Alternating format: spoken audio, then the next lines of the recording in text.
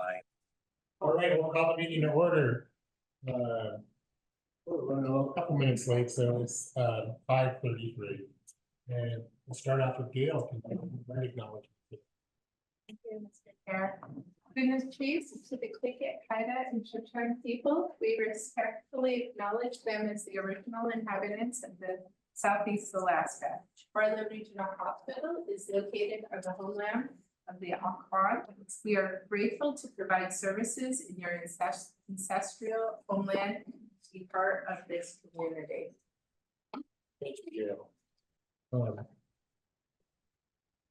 Yes, did you do roll call? Okay.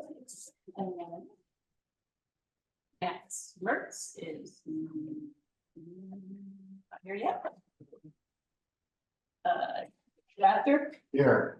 Rita Peterson here. Al Geiger. Present. Dr. Jones is absent tonight. Shelley Deering. Here. Deb Johnston. Here. Kenny Solomon Gross. Present. We also have Dr. Mucker and Wade Bryson.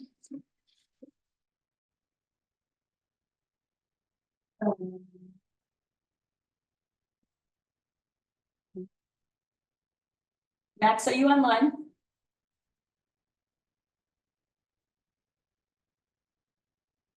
Okay, Mr. Mertz will be joining us shortly, so we'll know that when he jumps in. I get approval of the agenda. Move to approve the agenda as presented. Second that. Yes, well, appreciate it.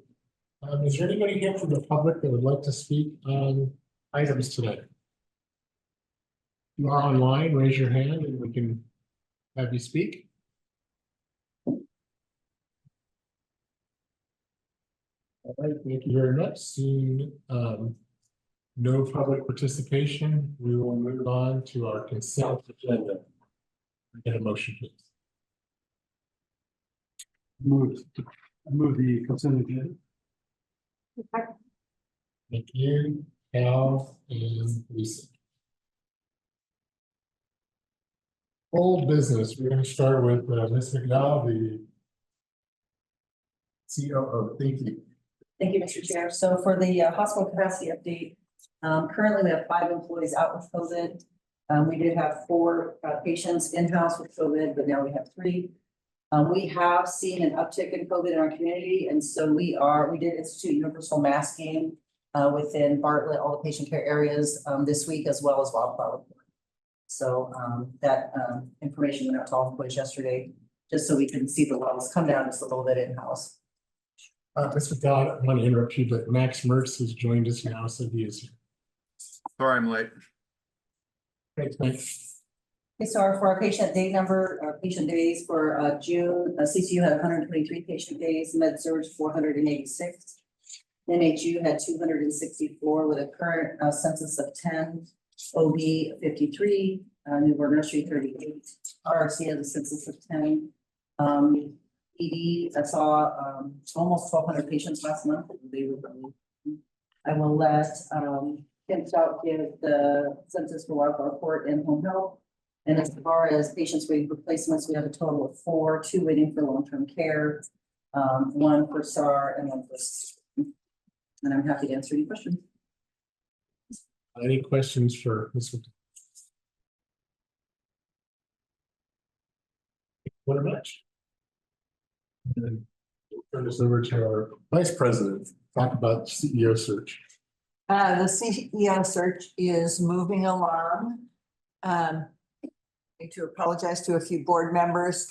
We have interviewed 5 candidates already. There was some urgency in our interviews. We were about to lose some of our committee members, so we would have had to delay. We did not have enough time to notice those meetings in order to invite the board to the meeting. So again, I apologize for that. I did say we would do that, but we just didn't have the time between the candidates' availability, the availability of the committee members, and the notice period. to be able to pull that off. So I apologize again. We have, as I said, we've completed 5 interviews. Those are the only 5 that we will, that we're going to be talking to at this point. The process is in the hands of Human Resources to tally the score sheets for each of those candidates. Those will come out to us in the next day or so. We will meet electronically as a committee to select our top 3 candidates, and those will go out to the board as soon as we have made that determination, and we'll begin scheduling the on-site visits. I don't know if you have any questions. Well, without getting too specific, can you just tell us something about the nature of each of the 5? How many of them, one thing I'm pretty concerned about, how many of them have been CEOs at large institutions? 2 of them have been CEOs at large institutions. One has had, 2 of them have had no CEO experience, but have had senior leadership experience. 2 are from Alaska. I believe 3, maybe 4 have had rural experience. 3 for sure have had rural experience. Couple are either working their way into a critical access status or have come from critical access hospitals. What else? We're just looking for just sort of general Mhm. things to expect when we finally see the 3. The couple have been in, most everyone is from West Coast or Texas, or the 2 in Alaska, the 2 candidates in Alaska.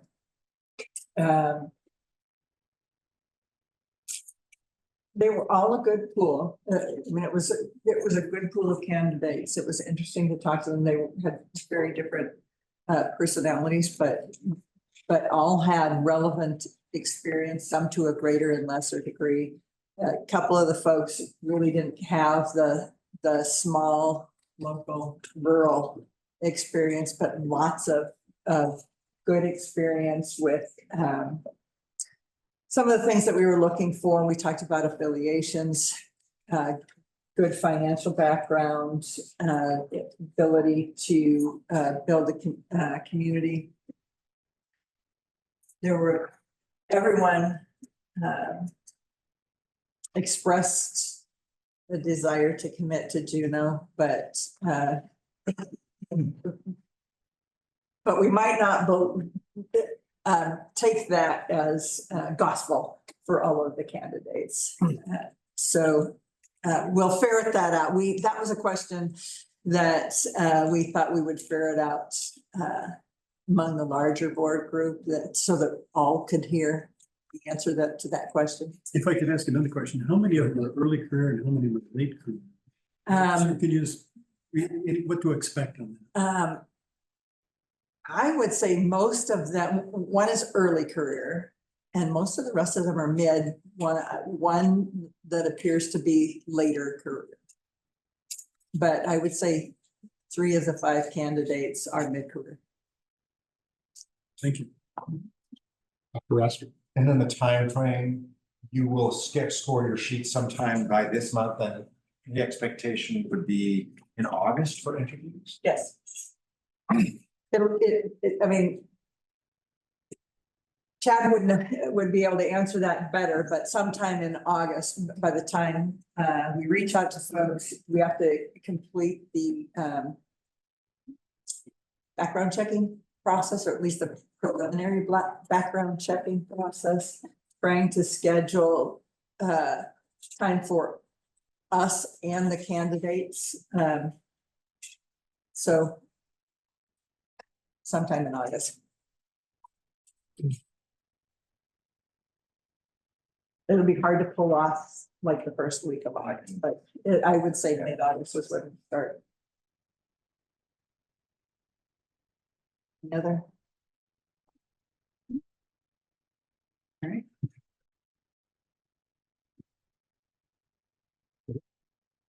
That's all I have for now. Appreciation. All right, we'll turn this over to Chad. He's going to talk about organization and design update. Thank you, Chad. Thank you, Mr. Chair. So as we've gone through the process, 2 months ago, we sat before the board and said, hey, we want to get your permission to look at the organizational structure, and the board gave us the thumbs up to do that. And we said, we'll come back next month and we're going to give you some specifics.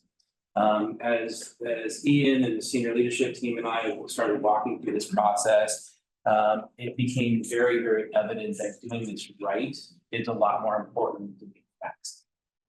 And so what we've decided to do is just slow the process down a little bit. We had originally committed to doing some very specific things by this meeting. Most of those things have been done or are in progress. But in terms of being able to communicate some of the larger strategic design changes to the staff and the stakeholders, the leadership, we felt like we needed a little bit more time. So we kind of went through the bullet points here. I'm not going to read them, but essentially, we really want to mitigate the risk of this change, and we really want to make sure it's done well. This organization has been through enough change over the last several years that we want to make sure that we communicate it well, and that we have a good solid process and understanding for folks to know why we're doing what we're doing and what the impacts that will be to them. So really, essentially, we're not pausing it, we're not stopping it, we're just making sure that we do it precisely and accurately. So that's the update.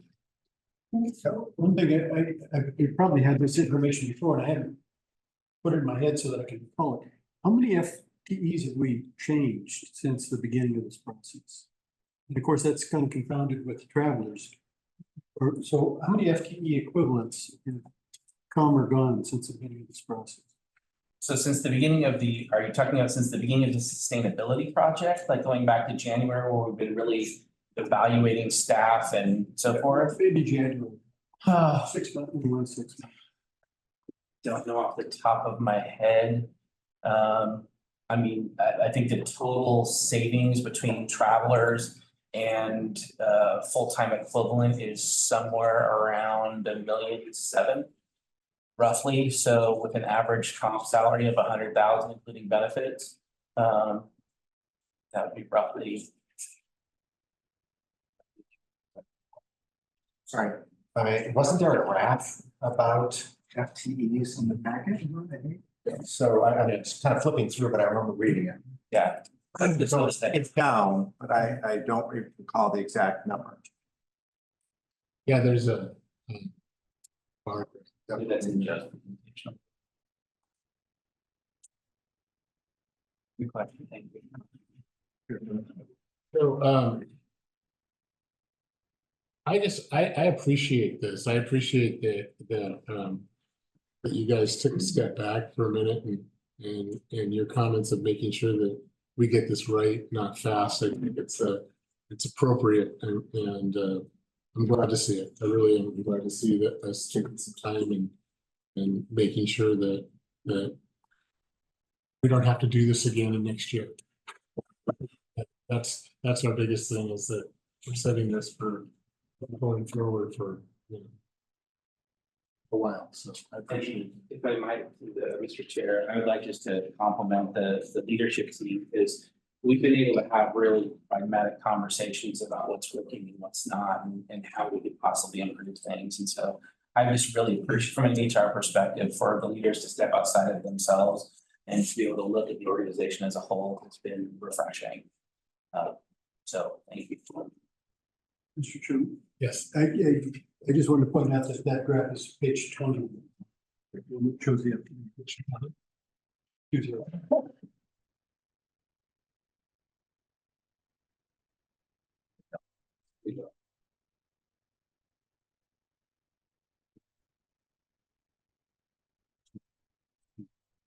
We're down 37. approximately, right? 21 on the top line and 12 on the bottom. 20 total. Because the bottom line is included in the top line.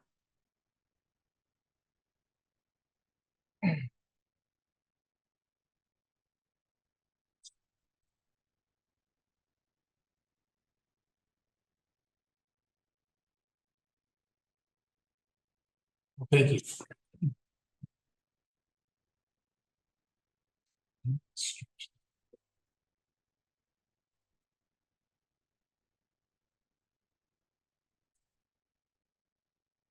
I'm just gonna take a quick and ease here for just a minute. It's-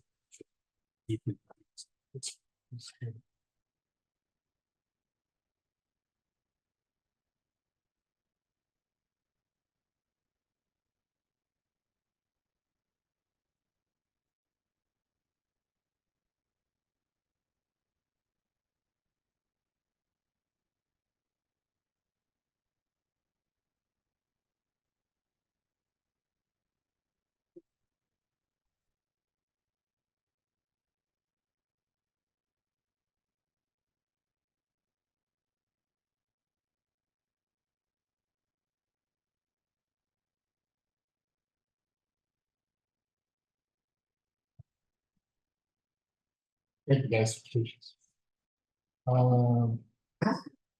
Chad, do you have anything else? Anybody have any questions for Chad? So, see, we don't have any new business this month. So we'll go right into Dr. Walton. Okay, thanks, Mr. President. A couple of items for this section. One is somewhat informational and maybe the Med Exec Committee is hoping to get a little bit of direction from the board eventually. And the second is a policy. If you pull up your agenda to page 24, you'll see a memo that Med Exec put together a month or two ago to get a little bit of input from the board or from administration on which policies you wanted to see. It refers to a letter from the med staff's consulting attorneys that's shown on the second page, or the following page. And as outlined in the little memo, our attorney's position is that all policies that we approve should come up to the board.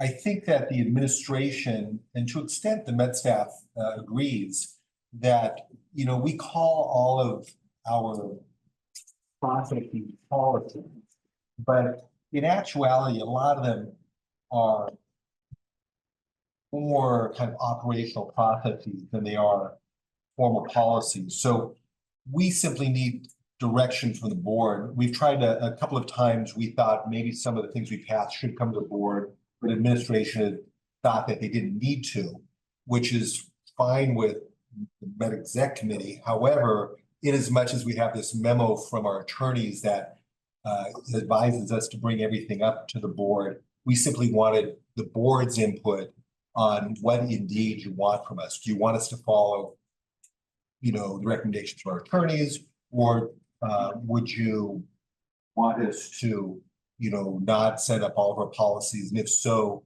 do you have any recommendations about how we kind of separate those out? So I think Mr. Warden had some good ideas that I think would kind of work, but we need to get them fleshed out. And we just need a little bit more input from somebody as to how to approach it. So let's have a quick conversation here, and Mr. Ward. In reviewing some of the policies, medical staff, you need to distinguish what's a policy and what's a procedure. Procedure is how you actually fulfill a policy. And my discussion at the medical staff is we shouldn't be reviewing those to the board. Unfortunately, we call everything a policy. So until we start making a distinction in our documentation that it's a policy or procedure, we'd be required to bring them to the board per our bylaws and other things. What I'm recommending is that you allow us to start making that distinction so that the amount of work that you have to do And the ability for the medical staff to still fill the policy, but do it in a different way, gives them the flexibility. So that's the genesis or the background on what we're trying to achieve here. Is not to say that policies won't come to you, but let us start going back through and saying, this is a procedure, this is a policy. Documentation would have to be changed for it to be a policy. But that would relieve the board of a lot of work and allow the medical staff to be more flexible as they go through and say, okay, we have a policy to do X, but because of circumstances or new things are coming in, we can actually fulfill that policy by doing a different procedure or a little change in the procedure. That means that anytime we change a policy, a procedure, you wouldn't really need to see it. You'd only need to see a policy change. That's kind of the process. So I think what Dr. Alter is looking for is, would you be willing to support us as we go through and look at things? And distinguish, this is policy, this is procedure. We could show you examples of what that. I think that's the genesis of the conversation we had.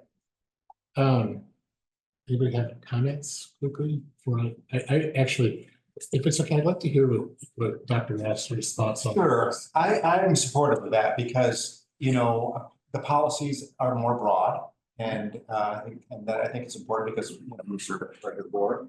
And then that we are not wading through dozens of pages of procedures and getting into the weeds a little bit. And so I like the process as outlined by Dr. Malton, Mr. Ward.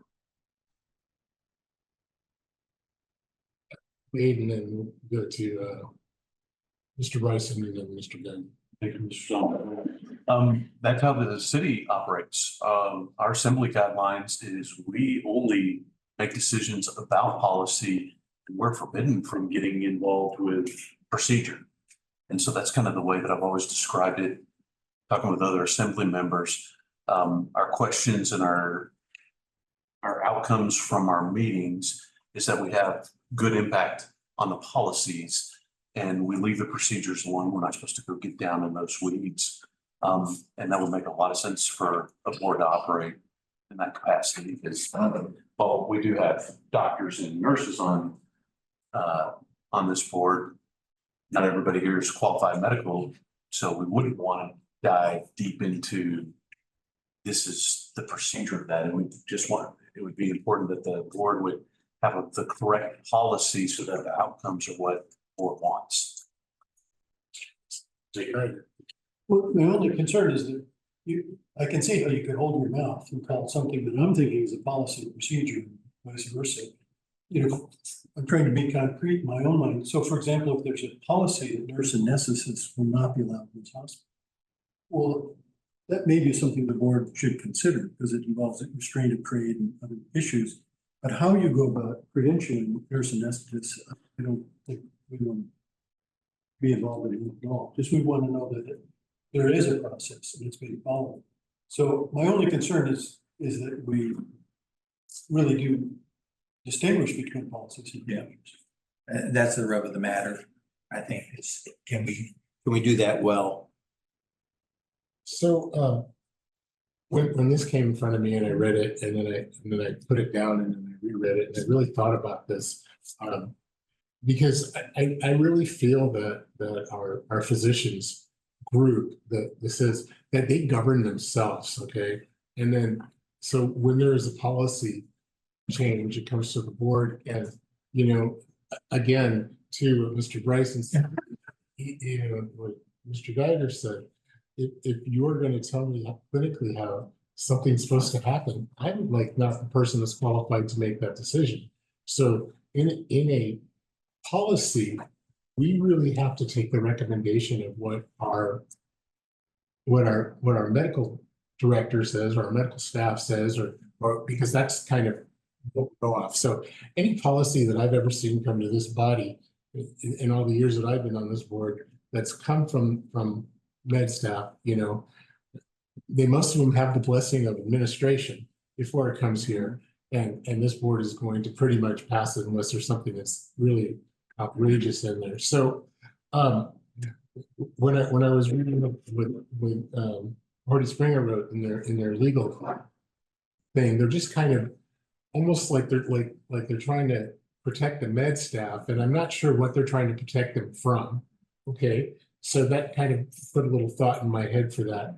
So I really like the process now that we're going to say, okay, this is going to be a process. If the process is a procedure, then the physicians will govern themselves. If it's a policy that actually affects the way that we are governing the med staff, then that definitely needs to come up to us. So I would be in favor of this as long as we don't, as Hal said, go on a different direction. Yeah, past policies there and then bring them up. I agree with that. And that's the area that we really need to be very thoughtful. What is a policy? What's a procedure?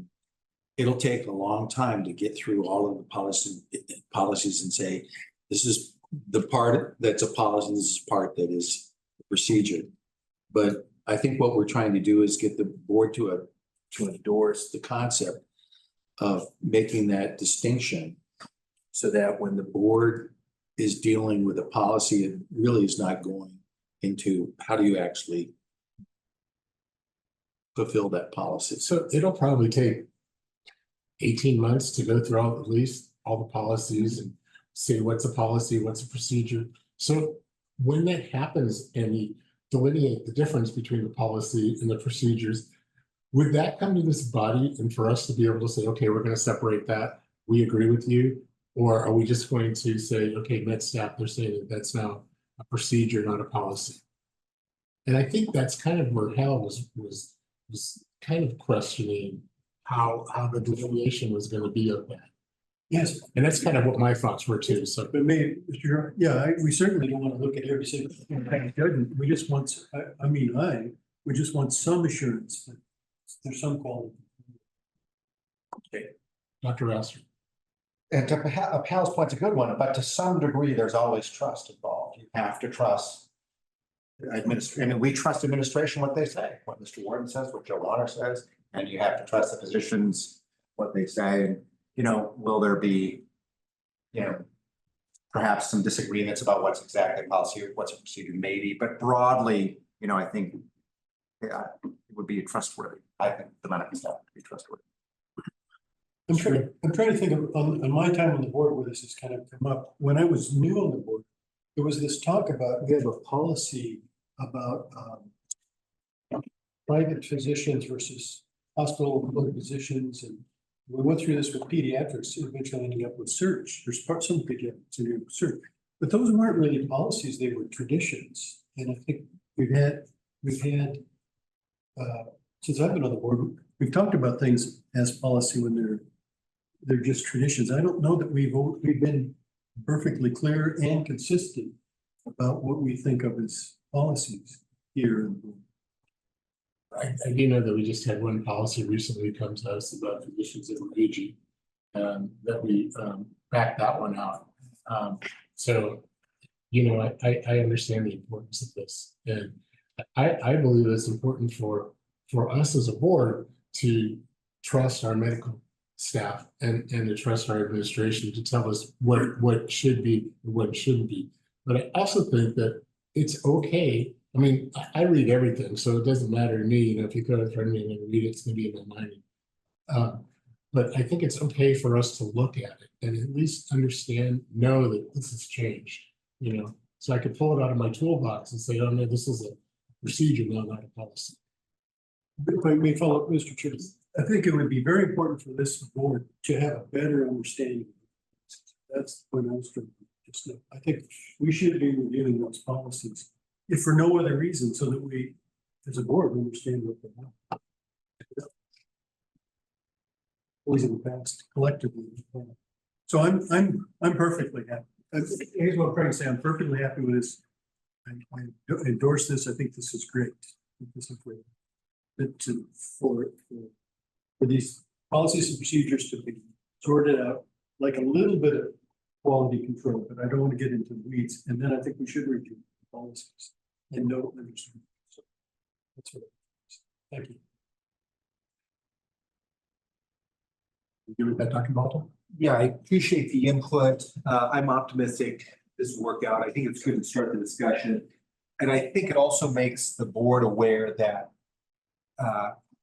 that for better or for worse, the volunteer leadership of the medical staff, rightly or wrongly, I think occasionally feels like we're making decisions that, you know, could be, we wouldn't want them to be legally challenged, but our attorneys tell us that we have to be careful about the way we make decisions occasionally when we're reviewing credentials or when we're looking at, how we're bringing people up if there are ever quality issues. So just be aware of the fact that the reason probably Horty Springer, like you suggested, Mr. President, the reason that they bring it up is because Horty Springer is hired from our perspective to protect the medical staff as a slightly separate entity from the hospital, in as much as we are delegated some responsibilities that, you know, in theory, there's a little bit of legality around, in as much as we have a contract with the hospital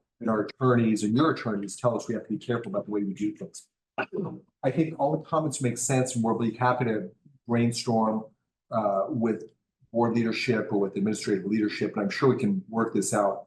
But I think it's just good for you to be aware that it might be surprising to some board members to realize that that the volunteer leadership occasionally feels like we want to be very cautious about the way we do things, and ergo, we wouldn't have minded sometimes getting some of these policies to be at least looked at by the board.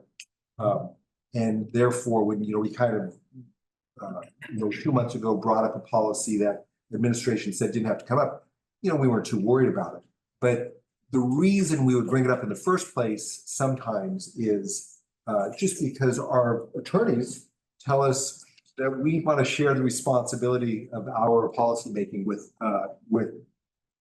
the board and with the city. Right, thank you, Dr. Walter. Anything else?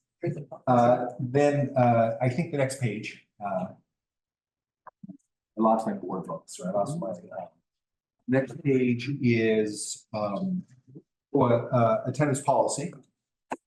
That, again, kind of housekeeping. I think this is something that, Mr. Warden would kind of think of as housekeeping and procedural, and I would kind of concur.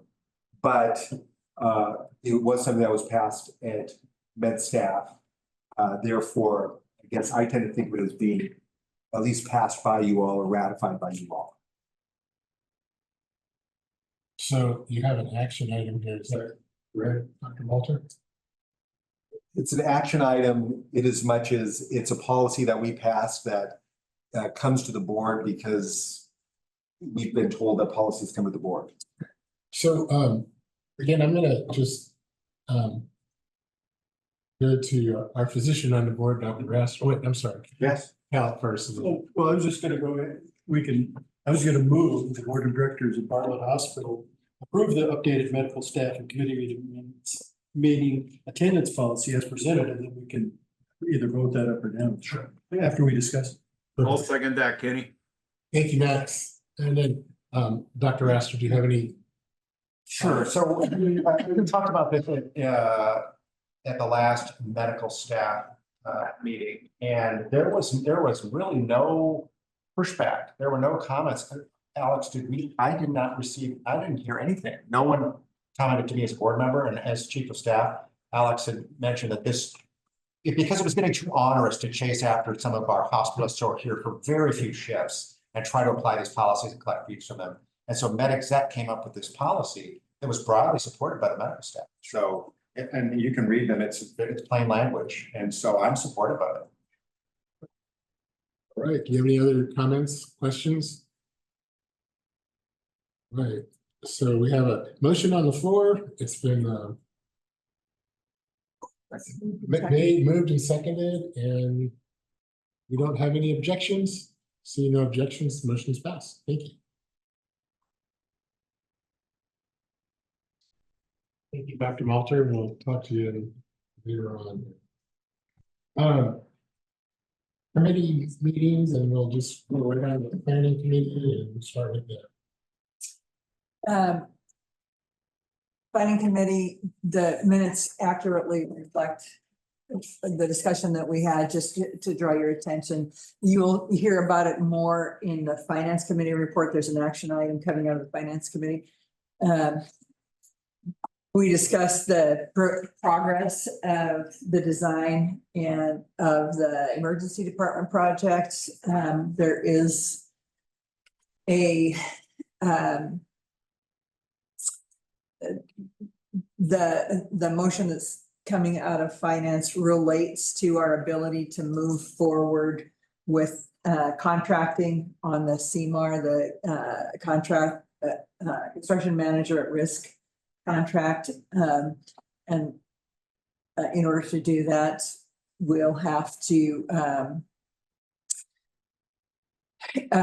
appropriate a certain amount of the funds related to the project, but I'll let Max go through it. Max and Nate go through it later. The other thing that we talked about, Nate Rumsey, Mr. Rumsey introduced, he has been tasked with starting to take a look at the occupancy and the space and its potential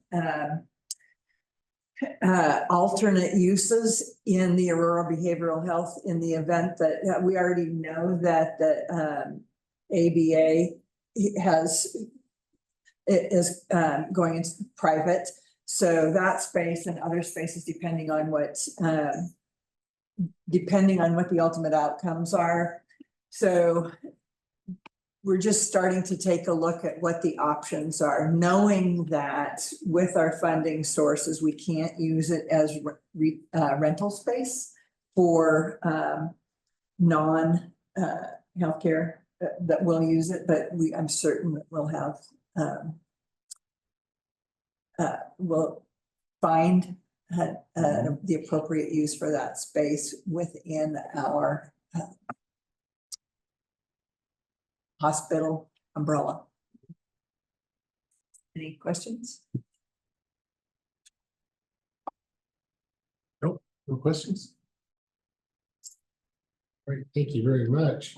Good, so quality, and Dr. Jones is not here today. I'm gonna make a kind of a statement for Dr. Jones when we talk more about the ED in finance. So Shelley, did you want to say anything about quality?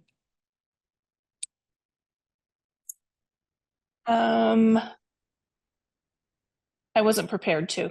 Okay, that's fine. And then and Gail, anything about the quality meeting that we last had? Thank you, Mr. Chair. The one thing I will add is in your packet, I omitted the employee wellness group presentation, so we added that to the board packet. So just take a look at that. It's in your packet. And the other thing, just in the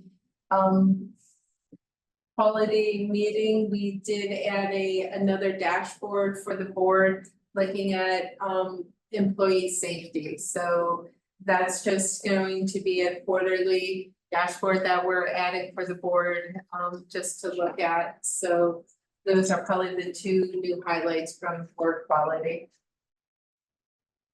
Thank you. Al, did you have something? Oh. Okay. All right, great. And so Chad, did you want to talk about a little bit about the employee wellness group presentation? And I'd be happy to, Mr. Chair. If we can go to the next page. So the wellness work group, and I have to give primarily the kudos to Aaron and me who kicked this off with the wellness and burnout survey that was done by AHA last year, and then it continued on with our engagement process through Prestini. You can go on to the next slide. So a couple of just kind of key takeaways, successes that we've seen so far that have come out of this committee. It's called the work group, but essentially it's a committee. It's again, huge kudos. One of the biggest things that came out of that first burnout survey was access to food. And with a lot of hard work on the part of the wellness committee and pushing our cafeteria is back open for breakfast, lunch, and dinner. They've done some incredible things. They have an entire grab and go program where you can self-checkout. So our staff can now get food up to midnight, which is absolutely fantastic. And not only is it just deli or cooler food, but they're actually making stuff that people could take back to their units and microwave so that they can have hot meals, even though the kitchen staff is not there. So all of those things are exceptional. And all of this was a really big push from the wellness committee. And in part, Bartlett, putting their money where their mouth is. I mean, we did offer at one point in time signing bonuses to get food service assistants back on staff because we were down by almost, 60% of our kitchen staff was gone. So we were operating on a skeleton crew and let's be honest, if you're fed, you're happy in a lot of cases. And so we've gotten this tremendous feedback from staff and about how thankful they are about those changes. So kudos to Nate, his team, Robert Johnson in the cafeteria and that whole team down there, group down there. As far as for FY 25, Jess Brown through City and Borough Juneau runs the wellness group, the wellness program, and the wellness work group. Actually, she partnered with us so that if people attend and work through the wellness work group, they're going to get 15 points towards receiving their discount. That discount can be upwards of over $1,000 if they participate in these different wellness activities. So a really great encouraging thing there too.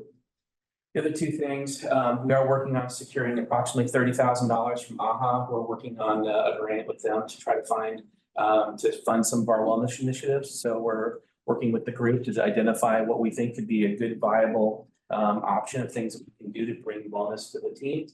And then lastly, in regards to the engagement survey specifically, the leadership team has defined their rounding expectations, something that we haven't had in the past. Rounding is always something that we know the leadership team has known that they need to do, but now we've set forth very specific expectations as to what those rounding are, how they're expected to do it, who's expected to do it. And between the 8 people who are identified in that group, it totals about 104 days of staff time. It's about 830 something hours of time that we'll be engaging staff through rounding, whether that's attending staffing huddles, whether that's attending safety huddles, whether that's eating in the cafeteria or actually going unit by unit. So really trying to, as Ian said, bring the leadership and the teams closer together by being out there with the team. So something I think I'm really proud of all of these things. And again, big kudos to Nate and Aaron on getting this kicked off. So the focus areas primarily are in 3 categories. So there's in-person connections, digital connections, and one-on-one connections.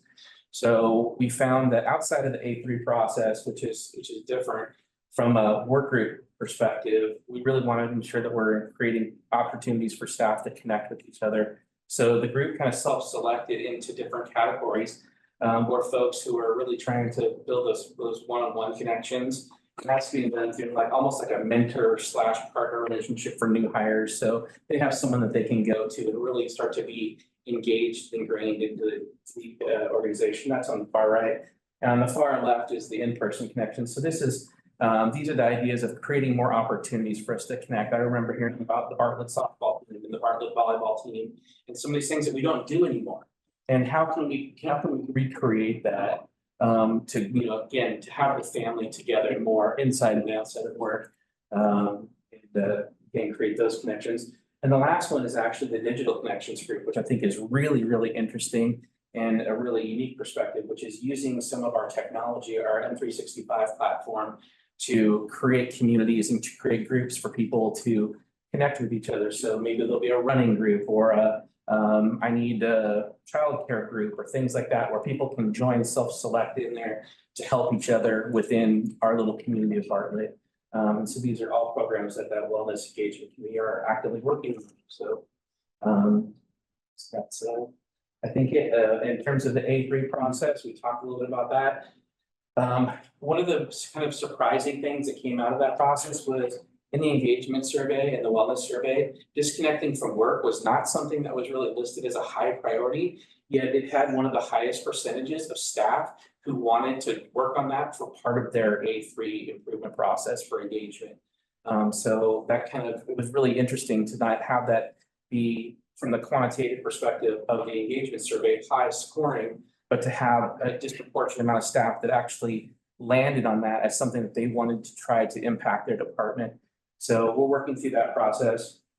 The strategy owner and the individual teams are working through that to try to help them with those different aspects. So those are the different, kind of the key things in the A3 process that they've got going up there. So I won't take up too much time, but that should be the end of it, but if I recall, yes.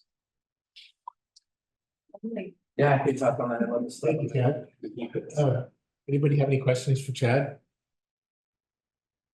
I really appreciate seeing this come to us, and this is the second or third time I've seen this presentation, so a little bit longer as a few of the other ones, but just a little tiny thing of having the cafeteria open, what a great point that was. And then again, too, knowing that our staff, even though they hadn't identified in the past, but being able to disconnect when they leave Bartlett is so important to them, and I'm sure everybody else, making sure you have a good work-life balance. This is going to be able to help keep our employees here for a long time. So thank you very much for pointing that out. I keep looking, I look forward to seeing this just develop over the years as it keeps going. So thank you. With that, we'll turn this over to Kim, and she's going to talk about home care, hospice, and Wildflower Court Sport Card. So the one that's attached or that's shown is our home health scorecard. You'll see the green meaning we're meeting our goals. The yellow means we're equal to or close to our goal, and red means we're failing at our goal. The interesting thing about several of these measures, some of them we haven't been able to get great data on because we have not been able to transmit the data that you usually be transmitting. In my report, you'll learn that we did get our provider number this month. So we finally have a provider number, we'll be able to start transmitting data and that type of thing. But the things that we were measuring were pulled. The reason we chose them was because they are CMS measures, and or we identified it as something that we need to be improving upon in our department. We're green and or yellow in the bulk of our measures. So how often patients experienced one or more falls. Falls are something that we measure in the home setting as well, acute and the long-term care settings. That's just something that you're always looking to improve upon, and we're doing well on it. We need to be improving on the other measures. You want to see a higher number on those. We feel that we are improving. If you look at from going from right to left, we had a 45%, a 60%, and then we improved to 100% on that. So we're not where we want to go, but we're continually improving, and that's a positive. Same way with how often the home care team begin the patient's care. We haven't set a deadline. We have to get out into that home in order to start our care from the date that the referral is received. And a lot of times we're not meeting that date, usually because they have requested we postpone that admission visit, but it doesn't matter. It still counts against us. So I'm working with the staff on how to communicate whenever they call to schedule that visit, instead of asking, hey, do you have time today? My goal is for them to make it a close-ended question, a yes or no. I plan on coming to visit you today. What time is a good time that I can visit you? Is 2 o'clock okay? Yes or no. And we'll work from there. But that's something that we'll continue to work on. How often they had to be admitted to the hospital. We get penalized financially if our readmission rate is too high, and we're well below. So that is a good positive. How often patients receiving home care needed urgent care. We also get penalized. They'll reduce our reimbursement rate. If we have a higher than normal rate going in for urgent care visits or the emergency room, even going to the doctor's office on an unplanned visit is considered an urgent care visit. So we're well below on that as well. Those are the positives. That's what home health is supposed to be doing. We're supposed to be keeping them out of the emergency room and keep our readmissions low. It helps the hospital as well, because the hospital is gonna get penalized if their readmission rates are too high. So that's a good thing for us. Our outcomes are good in that area. How often patients were admitted to the hospital for a potentially preventable condition? We don't know that one yet. Due to the lack of the comparison data. Home health will have a continual growth in admission volume. We have not, we stalled out whenever we started talking about how long, do we want to keep home health? Do we not? Our admissions dropped at that point. We even set a rate that we wanted to keep our numbers at. So we went down and continued to go down, but we are now starting to see that increase. Today, we have 18 home health patients with 7 pending admissions coming on. So that will put us back up into that number if they all meet admission criteria. So that's our home health scorecard. If there's any questions, I'll entertain your questions. Kenny, I've got one. Go ahead, Max. Thank you. Thank you very much for this, Kim, and I would just say that if there's a little red on the page, that's not a failure. That just is a focus area, right? That's correct. Yeah, so I'd be interested, and I really appreciate this scorecard. There's great information. It's a cool thing to have in the packet. Could we get a little bit more granular on what we're serving in the areas that, I'm thinking PTSD, OT, wound care, those kinds of things. Can we get a little bit more information about, what those focus areas are for our patients in the future? Are you asking to get more granular as it relates to how many referrals are requesting those services? No, I think of the ones that we have that we're serving currently. That's what I'm looking at. Well, at least that's what I was focused on. If you've got some other areas, that's good too, but. Okay, just a little more detailed information on the type that we're serving. Yeah, right. Okay, absolutely. Thank you. Maybe the top 3 or something like that, top 5, whatever makes sense to you. Okay, we can do that. Yes, sir. Thank you. All right, so the next scorecard is that our hospice one that you have? Yes, our hospice scorecard. Again, we're measuring falls. We've had no falls on our hospice, which is a positive. So we're green on that. We didn't even have anything to compare against. So we were really comparing month to month against ourselves on that.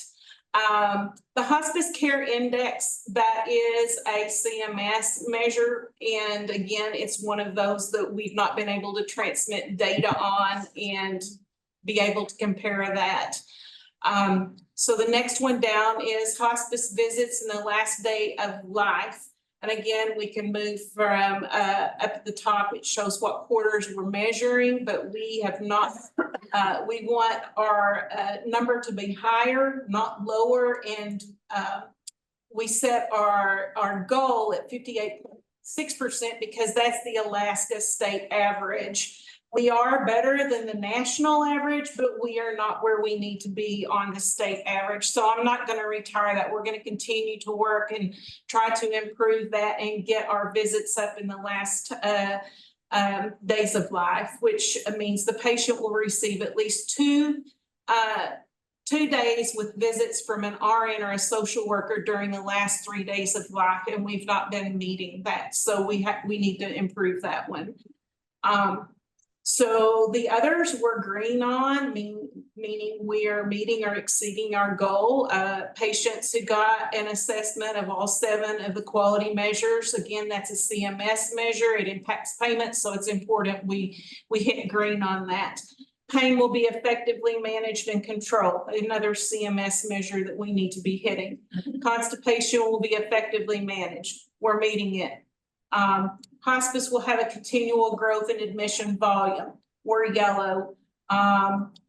We set our goal probably lofty, but I'm okay with continuing to strive to increase our admission volume. We're at 9.5. And so we're gold or yellow for the year. I'd like to get green on that. We'll continue to work. In fact, I was visiting with Kim today. We'll be doing an A3 on growth strategy for both home health and hospice. Hospice will become a 3-star agency. We feel that we will definitely meet that, but we don't have the data now to support it. We'll continue to, once we get to transmit and start getting that data, we'll be able to report out on that. And then we'll have an increased growth in average length of stay. Is that 19.6? Is that our average? Without seeing the top of the page, I'm not real sure which column was which. So yeah, cumulative. I will say that for the last quarter on our hospice, our average length of stay was 60 days with an average daily census of 8. Today, we only have 3 patients on hospice. We've had 4 deaths. And so we've dropped and we really need some admissions. So any questions related to that scorecard? Kenny, just real quickly, Go ahead, Max. did you say average length of stay is 60 or 16? 16 or 0, Max. Right now, 60. That's where the last Good direction. direction. That's great. I mean, that's really high, isn't it, Kim? Yes, it is, but we have a low volume of patients. Yeah, I right get now. that. But Yeah. it has continued to increase over the past 6 months. Yes. One of our very long lengths of stay did expire, so we'll continue to watch that and hopefully we'll get some more admissions. Yes, Hal. I just wanted to know, do you have anything that you attribute that to the longer length of stay? I think that when we opened, or I think looking back at the referrals we've been getting, when we opened the first several months that we opened, most of those were urgent needs right then to admit. They've been waiting on us to admit. And so they were at many of them at the very last month of life, some of them within 2 weeks. But as we have grown, as we've moved forward, we're getting referrals that are more closely related to the last 2 to 3 months of stay. I'm still interested in us getting up to the 6 month. We have had 1 or 2 that were in that 6 month range instead of the last few months, but we need to continue to work on that. I can follow up. Jen, isn't this a substantial improvement over the Catholic Community Services hospice length of stay? I'm just trying to recall what I knew about that. So we kind of, for Catholic Community Services through the church, sorry. Yes, go ahead. They kind of ebbed and flowed.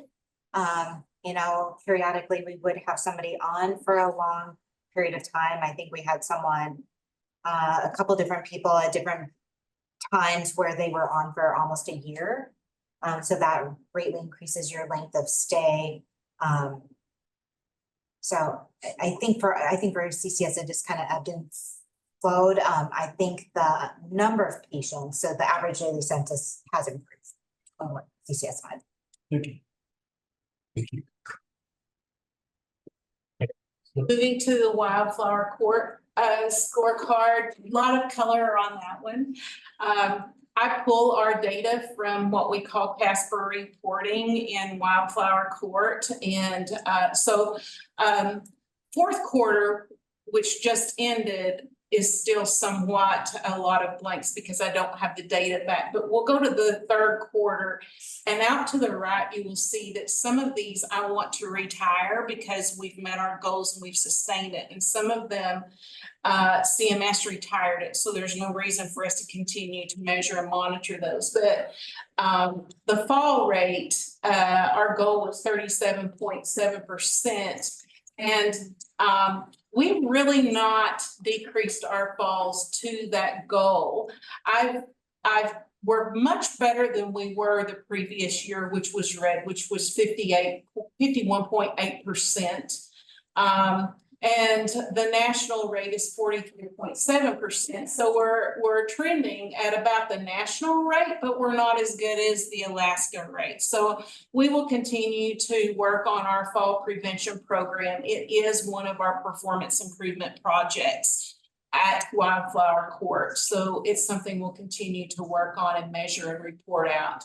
Improve our CMS 5-star rating. I will continue to say it hurts my soul. We are at a 1-star, and that data is always behind. And so fourth quarter data will not report out for quite a while. I will continue to tell you that one dropped down as a result of us failing to enter our payroll-based journal data for the months of July, August, and September. It was due by November, to be entered by November the 15th, and it did not get entered. So it was just a black mark against us. So we dropped from a 5-star staffing to basically a 4-star, which put us on down to that 1-star facility status. It'll take a while to rebound from that. We are a 5-star on our quality outcomes, and we're a 1-star on our survey, and that's what's contributing to that overall number. Payroll-based journal has been entered monthly since then, and it is due August 15th, and I finished it and submitted it today. So it is completed. Reduce or decrease rate of pressure ulcers, we're green on it. That is one that I think that we probably should just go ahead and retire because we were green last year as well, and we're well below the state and the national rate. Facility acquired urinary tract infections, we're well below the national rate on it. The electrical outlet was just a departmental project we were working on due to the outcome of a survey.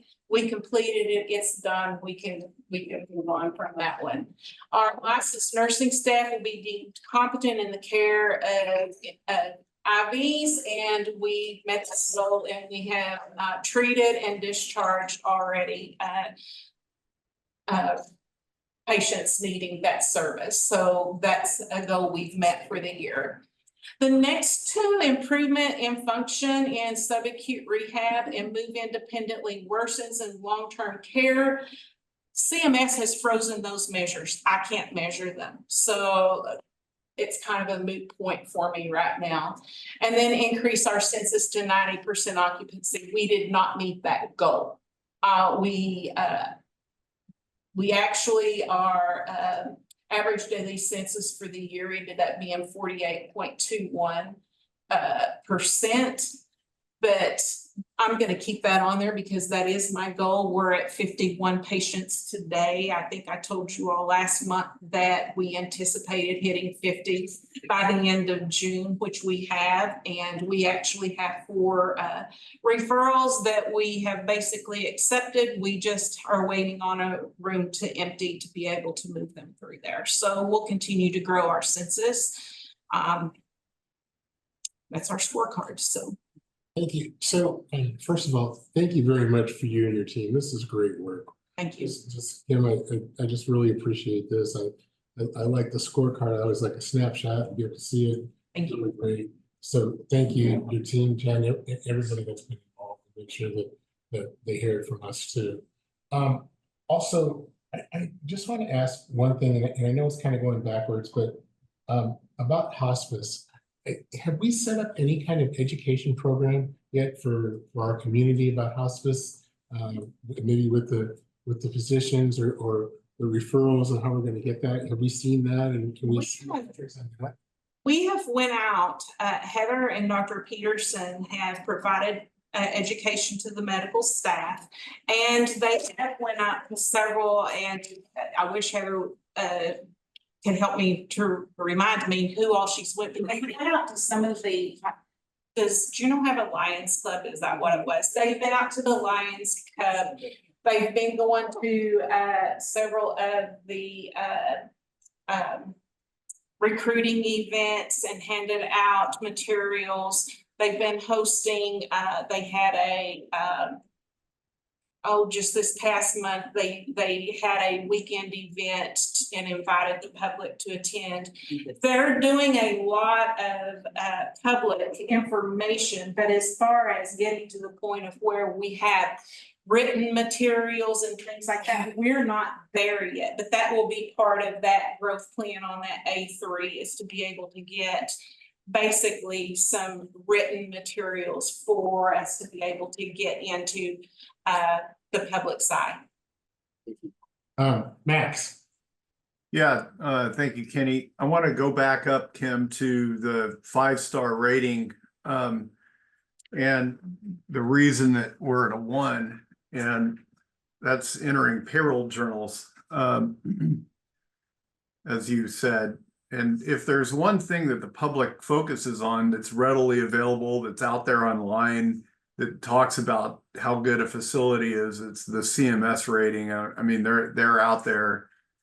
And did I understand you correctly that you're hand entering payroll journals because they weren't getting submitted? And why are you having to hand enter those, Kim? So, it was being hand entered even prior to my entering it, but yes, I am entering it manually. Wildflower Court's electronic health record does not talk to Bartlett's payroll system, meaning the data won't dump into the system for me to be able to do it electronically. So I am hand entering it. And to my knowledge, that is how Wildflower Court has always entered that data. Thank you. Ian, you know, we've got IT staff. Would you mind adding this to somebody's to-do list to take a hard look at that? That seems to me to be a not effective use of Kim's time to be hand entering payroll journal data. And it's obviously impacted our publicly available rating. So I'd appreciate it if we could get some focus on that from the IT folks or Joe. Okay. Thank you, Max. Here. Anybody else have any questions, comments for Kim? All right, so I'm going to have us take a break right now. It is 6:40. Why don't we take a break to about 6:50, and then we'll come back and.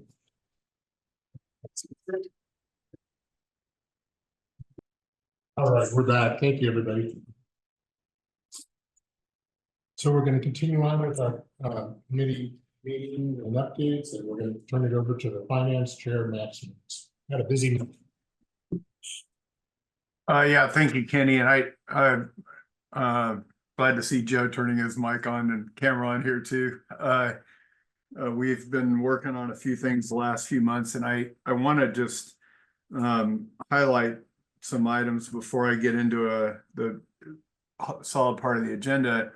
In our consent agenda, and as referred to in the finance committee meetings, as on page 10 of the packet tonight, and the consent agenda was the monthly financial statements. And I think it's important to note that we had in May of 2024, we had a positive bottom line of $1,527,000. That's a positive bottom line for the hospital.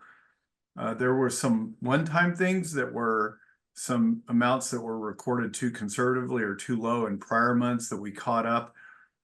So, you know, we kind of adjusted some prior months as part of this, but we nevertheless, even with that, had a $300,000 positive bottom line in May of 2024. And of course, you know, 1 month does not a trend make. But it's really good to see. I mean, there's a lot of hard work that Ian and the team and all of the Bartlett staff have been putting into, and it's great to see that that positive bottom line is there.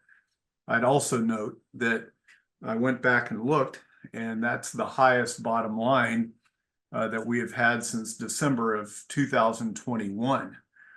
So it's. And I looked at those results, and there were some one-time things that were in those 12/21 financials as well. So, you know, it's been a long road and they're continuing to work hard, but you know, with these reports that we're hearing tonight, obviously you know, we're kind of pointed in the right direction. So that's great. The second thing is I just wanted to give a very brief update. The Finance Committee met on the 12th of the month. On the 15th of the month, we met with the Assembly meeting as Committee of the Whole and went through our, you know, various resolutions that we passed as a result of the work that we had done around core and non-core services over the last several months. And I just wanted to, you know, touch on a couple of things there. First, I think it's important to say as part of the board is our interaction with both the Assembly and with the city manager has been nothing but superior. I mean, they've been very collaborative. We had two very good meetings with the Assembly about the issues at the hospital, and we've had a lot of great interaction with Ms. Kester and her staff. And so I just wanted to say how much we appreciated the Assembly and Mr. Bryson as our liaison and Ms. Kester. So the 6 areas that we did resolutions over were discussed at the Assembly meeting, and 3 of those they decided, you know, based on our recommendations to take further action, and that's the BOPS, Behavioral Outpatient Psychiatric Services, Applied Behavioral Analysis, ABA, and Crisis, and for different reasons, but don't want to spend a lot of extra time on those. Crisis is obviously something that's of close attention to all of us, but at this time isn't going to require further action by the Assembly. And then the other 2 were hospice and home care, and both of those were referred to Finance Committee for further discussion and possible action. One in the amount of $386,000 for hospice and home care, and then the other for $1.76 million for RRC. So stay tuned.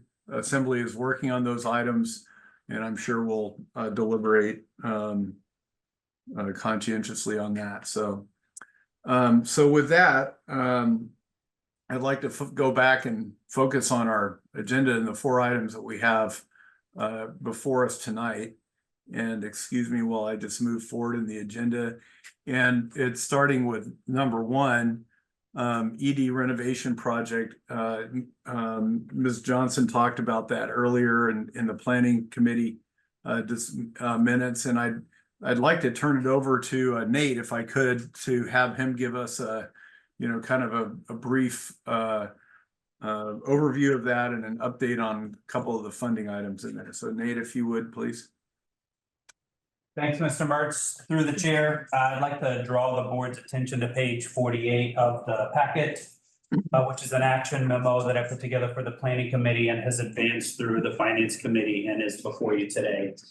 Quick background, we have advanced through the first stage of a 2-stage procurement process for the construction manager at risk contract for this project.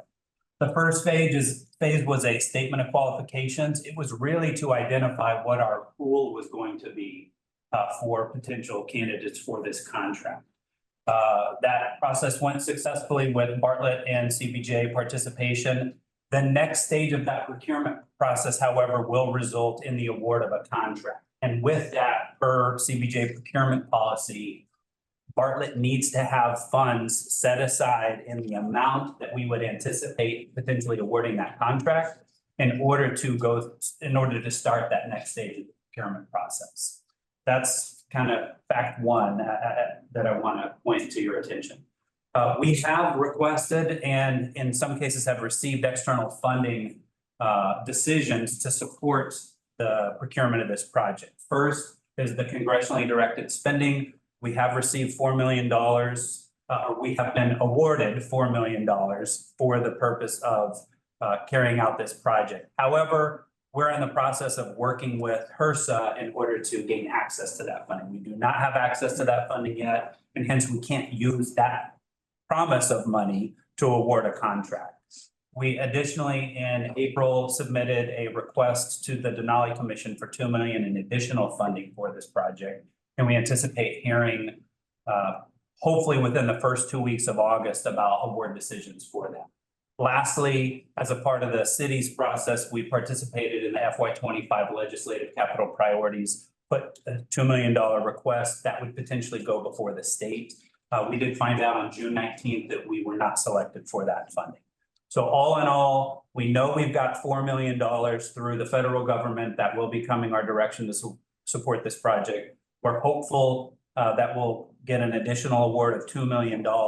But right now, in order for us to award the next step in the procurement process, we need to appropriate funds so that we have the funds set aside for that purpose. And so what I'm asking the board today is to start the process with board approval, which will then go to the assembly for the appropriation of $8.9 million in Bartlett Fund reserves so that we can award the contract.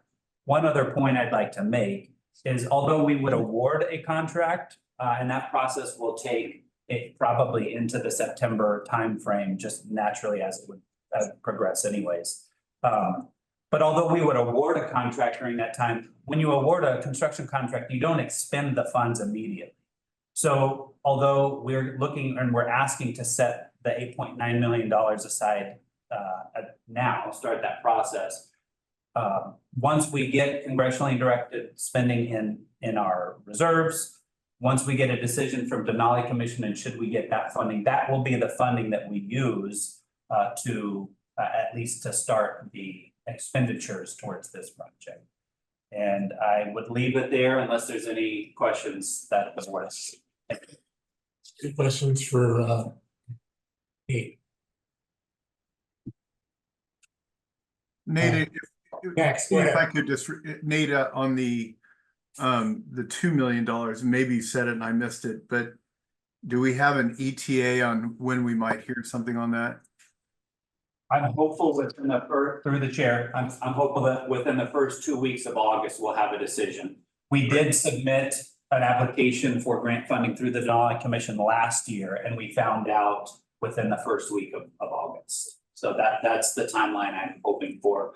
We've had regular contact with Denali Commission, and by the end of this month, we can reach back out to them and get a better expectation when their award decisions will be announced. Thank you.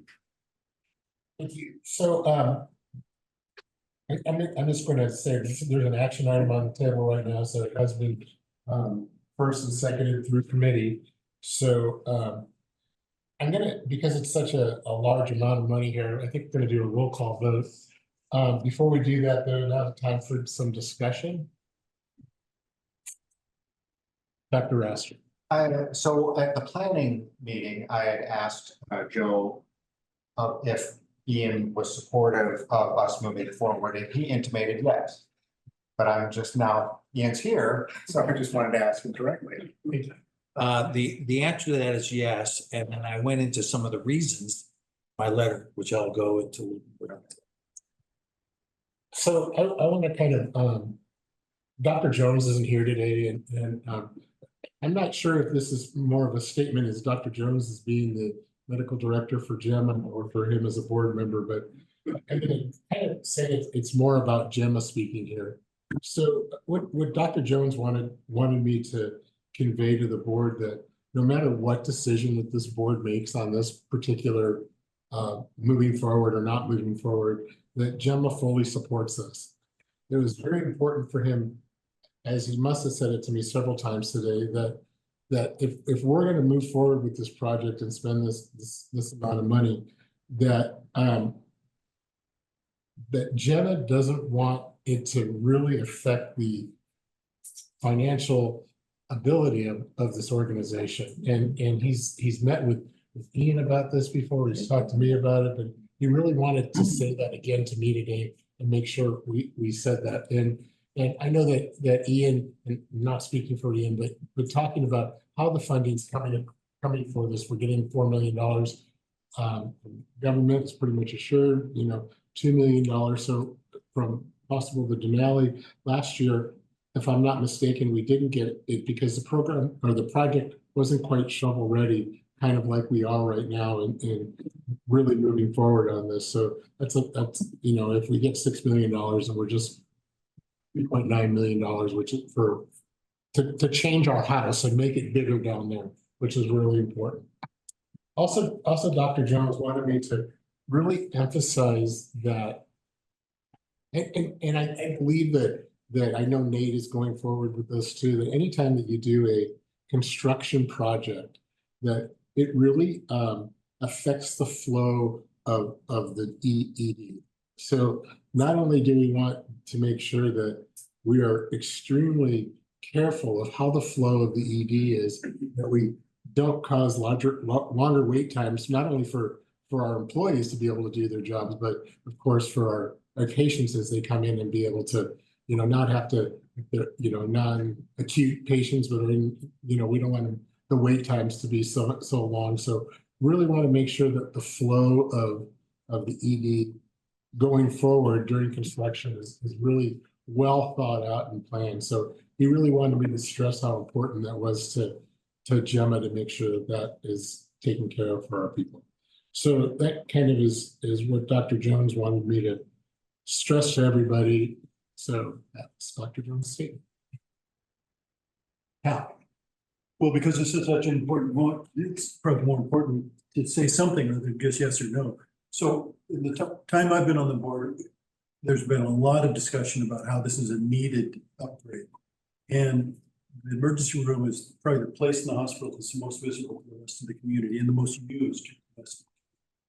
And so we've heard about safety considerations down there. This is an absolutely necessary upgrade, even though we have financial troubles in the hospital. This is going to be absolutely necessary. I'm going to vote in favor of it, and I encourage others to do so. Thank you. Real quick, I think Mr. Ward, you can probably tell us the importance of going forward with this project. I know it's better, but maybe you can just kind of talk to us just a little bit about it. And the real expert in the room is sitting across from me, but I'll let her answer if I get in trouble. You know, first of all, in my letter, I really focused on the question, why are we expending funds at the same time we're closing programs? So I went a little bit into the fact that the essence of a hospital starts first with an ED, right? And that ED has to evolve with the clinical issues that the community can come up against, because we're a fairly large port city, when you think about it, with 5 boats coming in with about 4,000 people per boat. We have the opportunity, the risk, potential for having a whole series of diseases come into the community fairly rapidly, because those boats are filled with people from all various different parts of the country. And when they do get sick and the boats can't handle it, we get it. So when you look at this, when we went through COVID, and I wasn't here for, so I'm recounting stories told to me, is that we weren't set up for airborne diseases. We weren't set up for infectious diseases. And the whole issue about how air and other air is handled in that was a really important issue. So what this does is it gives us the negative pressure rooms that we need. It gives us an infectious disease room, it gives us additional psych room, which I think is important given some of our other decisions. So I did meet, and Kim came with me, and we talked to the entire group that was there about if we move forward on this project. We understand that you don't want to bring down the hospital, and that is a fairly goodwill gesture. It's very thoughtful, but I don't think that's going to happen. But the question I posed to him, if we had another series of airborne diseases coming in, whether it's COVID or bird flu or some other thing we don't even know about, are we really ready in this community? And if we weren't ready and preparing for that, can we look our neighbors in the eye and say we had the opportunity? So that was one argument I made to support it. The second is that because it's the essence, we have to maintain the one of the most important aspects of hospitals and ED. We have to maintain that for the issues that we are incurring and may incur. But in addition to that, will we get another opportunity to get this level of funding? Because it could be another, if we delayed it, it could be another decade, maybe 5, 6 years before we get that funding. And so there was a number of different arguments. What I did ask them is that I said, I want your support. You need to come back and tell me if you have the support, because once we decide, I want to jump off holding hands. And as we go through the community and people ask you questions, why are you investing in this? You can say, I'm investing in this because we want to make sure the community is ready for COVID, SARS, bird flu, whatever is coming our way. And we think that's the best investment to ensure that our community is well served by BART. I think those arguments, and maybe Kim, if there's anything else I left out, we'll get that group, but we asked them to give us, a final answer if they can support it. And I said, what support? Like when people ask you, why are we doing this? We basically say, we support this 100% because it's the best thing we think we need to do to support the community in case it's happening. So, and that question of why are you spending money when we're closing programs was the genesis of that memo. Thank you, Mr. Brown. Okay, with that, can you take a roll call vote?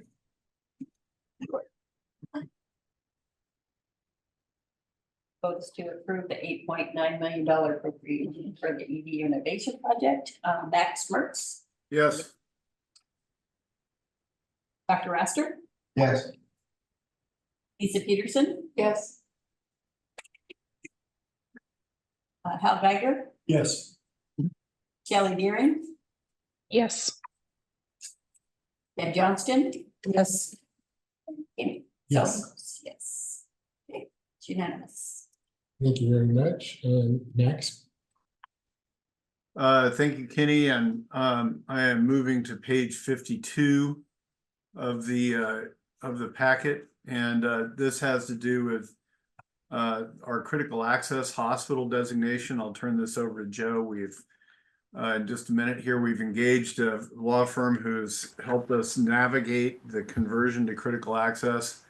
And I think the important thing for us to all understand is that it's a reimbursement change. It's not a care change. So the provision of care at the hospital will remain unchanged through this. And in fact, it might open some doors, mostly because it'll help stabilize the hospital financially. But it does not at all impact services. So with that, Joe, can you give us a little bit more overview and timeline and that kind of thing, please? Sure thing. Thanks, Max. So we had Hall Render do a kind of a very deep level look at what a critical access conversion would look like for Bartlett.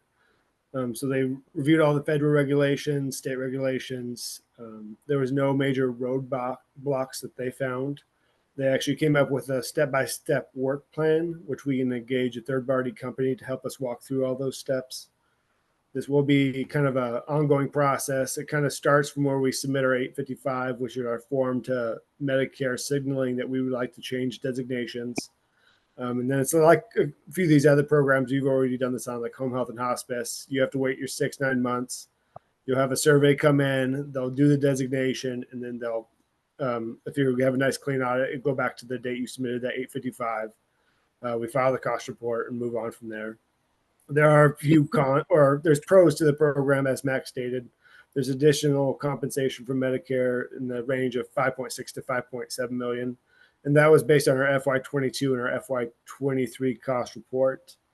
We feel there is additional room for improvement on that number just based on our current accounting practices. We haven't been operating as a critical access hospital, so we haven't done a lot of the things that maximize reimbursement on that playing field. Max also stated this as a reimbursement change. So if it comes some point in the future, if it becomes clear that moving back to PPS is the right route for us, we can make the change back. There's nothing that would stop us from moving back and forth between the two programs. We would have a limit on the number of mental health beds we'd have. It'd be maxed at 10. One of the things that was kind of nuanced is in our research, we can't find if we can have observation beds up there. So that's something we'll have to dig through as we go through this process. So we might actually be able to keep all beds. Just 10 of them would be inpatient and 2 would be outpatient. We would have a 25 bed limit on the acute side of the house, with the rest of the beds being designated as outpatient beds, either observation or respite in that status.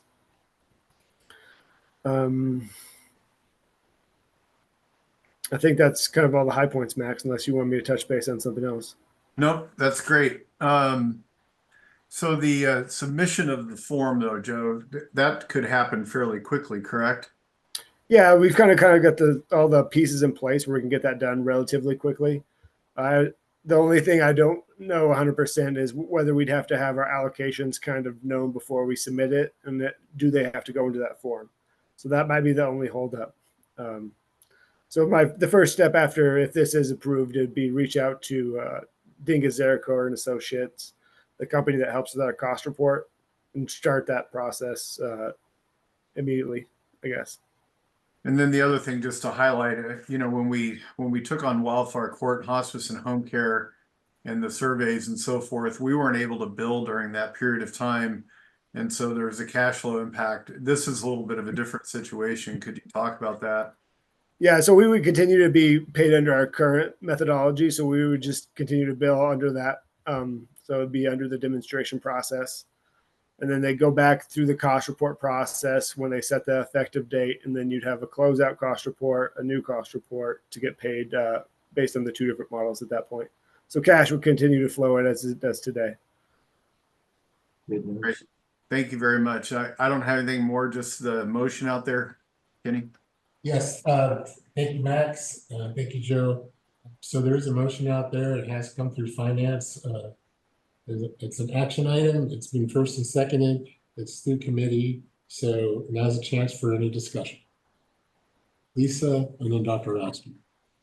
So what happens if we do exceed the cap? What's the consequences of that? Thank you, Lisa. Yeah. Joe, I can take that question. So if you exceed the cap, it's a survey finding. It's like if you, when the surveyors come, like Joint Commission comes to the hospital, they find, 10, 12 things every time they come survey us. This would be potentially one of those findings. So you'd have to come up with a plan of correction and action that to be within compliance with that program. Does that make sense? So they don't not pay you for the days. It's just something that you'd get cited for on a survey where you'd have to correct and move forward from. Okay, so basically, if I understand this right, there's the bed cap. And so then if we had more than 25 patients here, then house supervisors and managers would have, and with physicians would have some patients that would then be outpatients. And then what happens with mother baby? I mean, mom comes in, she's patient 1, and then there's a baby, and then there's patient 2. So what happens with OB? Or So in that instance, it's the mom's the only patient that counts. So that's one inpatient. Okay, thank you. So just to kind of touch on that, how many times in the last couple of years have we gone over that number of 25? And remembering, of course, that we haven't managed it at all, really, because we could use a swing bed program or something to be able to manage our case count with case managers. So Joe. Yeah. So when we looked at the last 2 years, we exceeded the threshold 14 and 16 times. And when we did a case review on the patients that were in house during those times, there was a lot of social admits. So these were patients that were being held for non-medical reasons. And so there's a different way we can manage those so they wouldn't count against us for the bed count. And that's what Kenny kind of touched base on. We haven't managed to the cap. So, I mean, we just did it like we always have. But once we were a critical access hospital, the management of those is within our control. So I think we could be underneath that cap. And also too, maybe Kim, can you touch upon when we were during COVID and how we were able to quickly have an emergency levels increase, how they let us do that? Can you talk a little bit about that? That's good to share. Thank you for that. Yeah, so Gail actually might be the better one to answer that because she's the one that kind of did the paperwork for that, asking the state.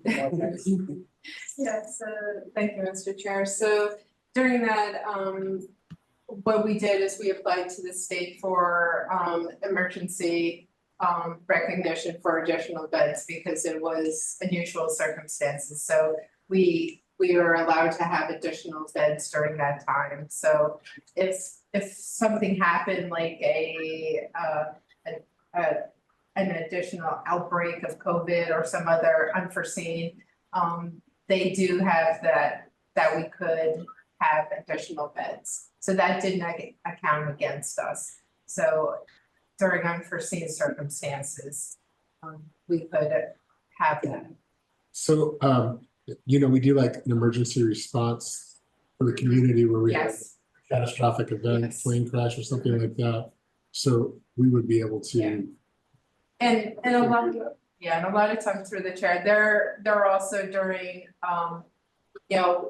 a observation status beds that you're moving to a higher level of care. We don't keep them here for a long period of time. We're usually, managing them and then moving them on. Thank you. Anybody else have any more? Dr. Rastrom, So I'm on the one hand, very excited that this is moving on quickly because it will help the hospital financially. On the other hand, it will greatly affect the physician side of the community. So I'm glad Dr. Malter is here because he may have a little bit more finger on the pulse of, inpatient. I'm mostly an outpatient physician. And we've talked about this at a med staff level. 2 or 3 med staffs ago, I'm sort of talking through to Dr. Malter. And my recollection is that people were generally supportive. We did talk about the 25-bed limit and the fact that we would have to put people in swing beds or observation status. So am I remembering that correctly? Dr. Massey. Yeah, I think you are. I think that the questions that came to administration during the med staff meeting were, how do you manage the beds? And I think administration, either Mr. Warden or Joe, kind of reassured the docs who had concerns that it was manageable. And I think that was really the main concern and it was mostly alleviated by Joe's response back to us. That's my recollection. I just wanted to make sure I was remembering correct. Thank you. Mr. Chair, I would just add that, that we've had discussions with the medical staff leadership, which I think is good. If a decision is made, then we go into a communication mode to make sure that we answer the questions the medical staff have, as well as our leadership groups and others. So if it is approved tonight, we still have quite a bit of work to make sure people understand what we're trying to achieve and how it might benefit the hospital. I do have one more question. It's been a while since I've been in long-term care, but is there still a requirement that the person has to have a 72-hour qualifying stay before they can get Medicare reimbursement for long-term care? That's important too. Your skilled placement. The skill placement. Yes. Yes. So I would just add, we have nursing home, we have home health, we have hospice, we have other designations for to correctly place the patient in the right care setting as well as the right designation. Thank you. We also have home. I'm sorry. A home. All right, so seeing no more discussion, let's go ahead and take a roll call vote on this one too.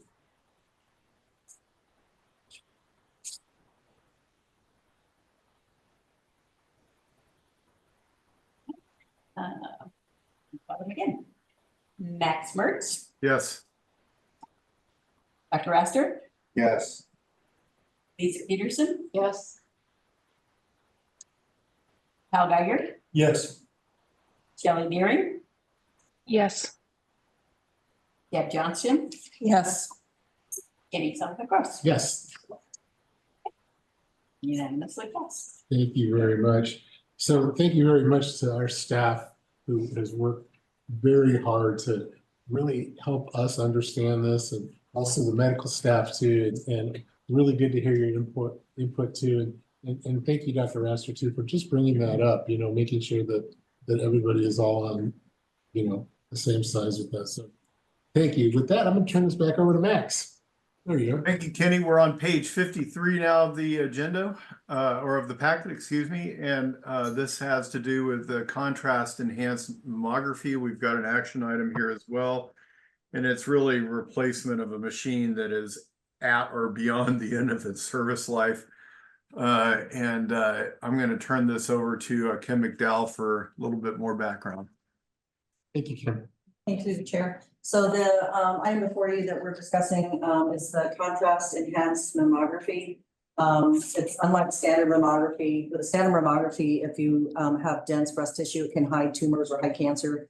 When you use a contrasted study to do that, it's more likely to highlight the tumor and kind of hide the dense breast tissue. We're also going to be required to report on a federal regulation coming through is going to require us to report on breast density in the near future. This has gone through the IS Executive Steering Committee. It's also gone through the Finance Committee and now planning here at the board. I would at this time like to hand it off, if it's okay with you, Mr. Chair, to Paul Hopkins, who is our DI director, for more information since he's the subject matter expert. Thank you very much, Ms. McDowell. Mr. Hawkins. Thank you to the chair. Everybody hear me okay? Yeah, go ahead. Okay, good. The contrast enhanced mammography unit will do everything that our existing mammography unit does now, which is digital breast mammography with tomosynthesis, and it will add the option now when we get the report back. And I'll just add in that this system also has a pretty robust AI package and some computer aided detection in it, and will calculate a woman's breast density and then we can put an exact number in the report. Patients receiving a mammo now, we have like an estimate where we put, appears 50 to 75% dense. This one will actually give it a score on visit. And then when the patient goes back to their physician and says this thing says that I have very dense breasts, what are my options? Right now, the only option is for that patient to undergo an MRI, which is more expensive, more time consuming, and takes a little bit longer to get scheduled. So the patient has a lot more anxiety about it. This will allow us to just turn it right over into a contrast mammo on a, with a very short wait, and get the answers to the patient. So the additional, I was very conservative in my estimates on how many patients we would do, since we're not currently tracking the number of dense breasts at the moment. But I anticipate that this will end up paying for the entire system within 5 years. And more importantly than that, it will help anybody that ends up having dense breasts and breast cancer start their treatment and get everything going faster. Thank you, Mr. Hawkins. Anybody have any questions? Seeing no questions, we have an action item. Again, this has gone through committee, been made motion first and seconded, and do we have any discussion on this? Do we have any objections? Seeing no objections, this has passed. Matt, we will turn this over to you again. Thank you very much, Kenny. Now we're going to page 74 of the packet for our fourth and last action item. And this has to do with our enterprise reporting package, our accounting system, our backbone for the financials.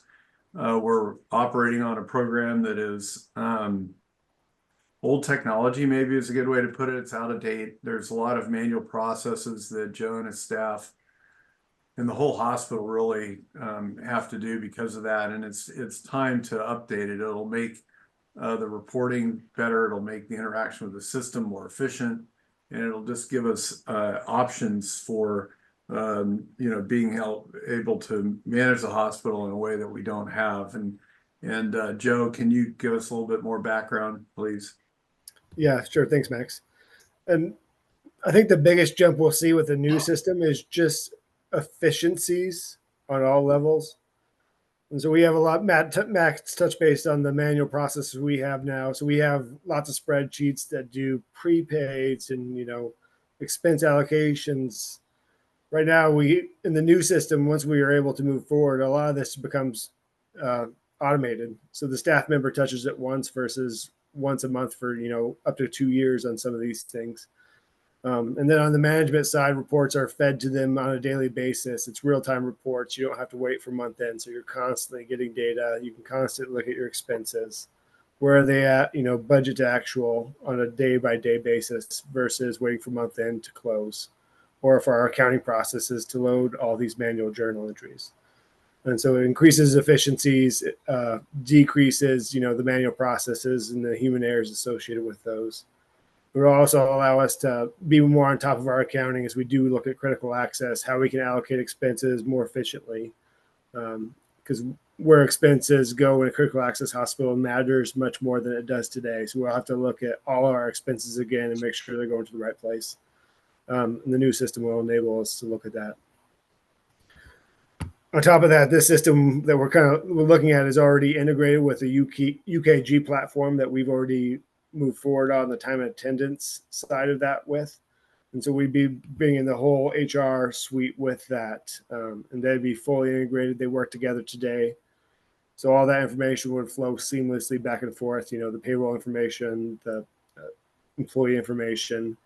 And a lot of these new systems are already set up to help automate. They work with EMRs on they work with Meditech, they work with Matrix Care. So a lot of the stuff we do manual for, Kim had a good example this morning about payroll-based journal entries. I'm pretty sure we haven't substantiated this, but these new systems work with all these EMRs. So there's a good chance we can get that IT solution Max requested much sooner through a new system than we could Meditech. And Chad probably add on to the UKG side of the package and what that would bring to his department. Thank you, Joe. Chad. So similar to Joe, when we swim laid out some of our processes, due to the disparate systems, we might have a new employee that could span seven different swim lanes in the onboarding process, meaning it's got 7 different manual transitions from system to system or system to person.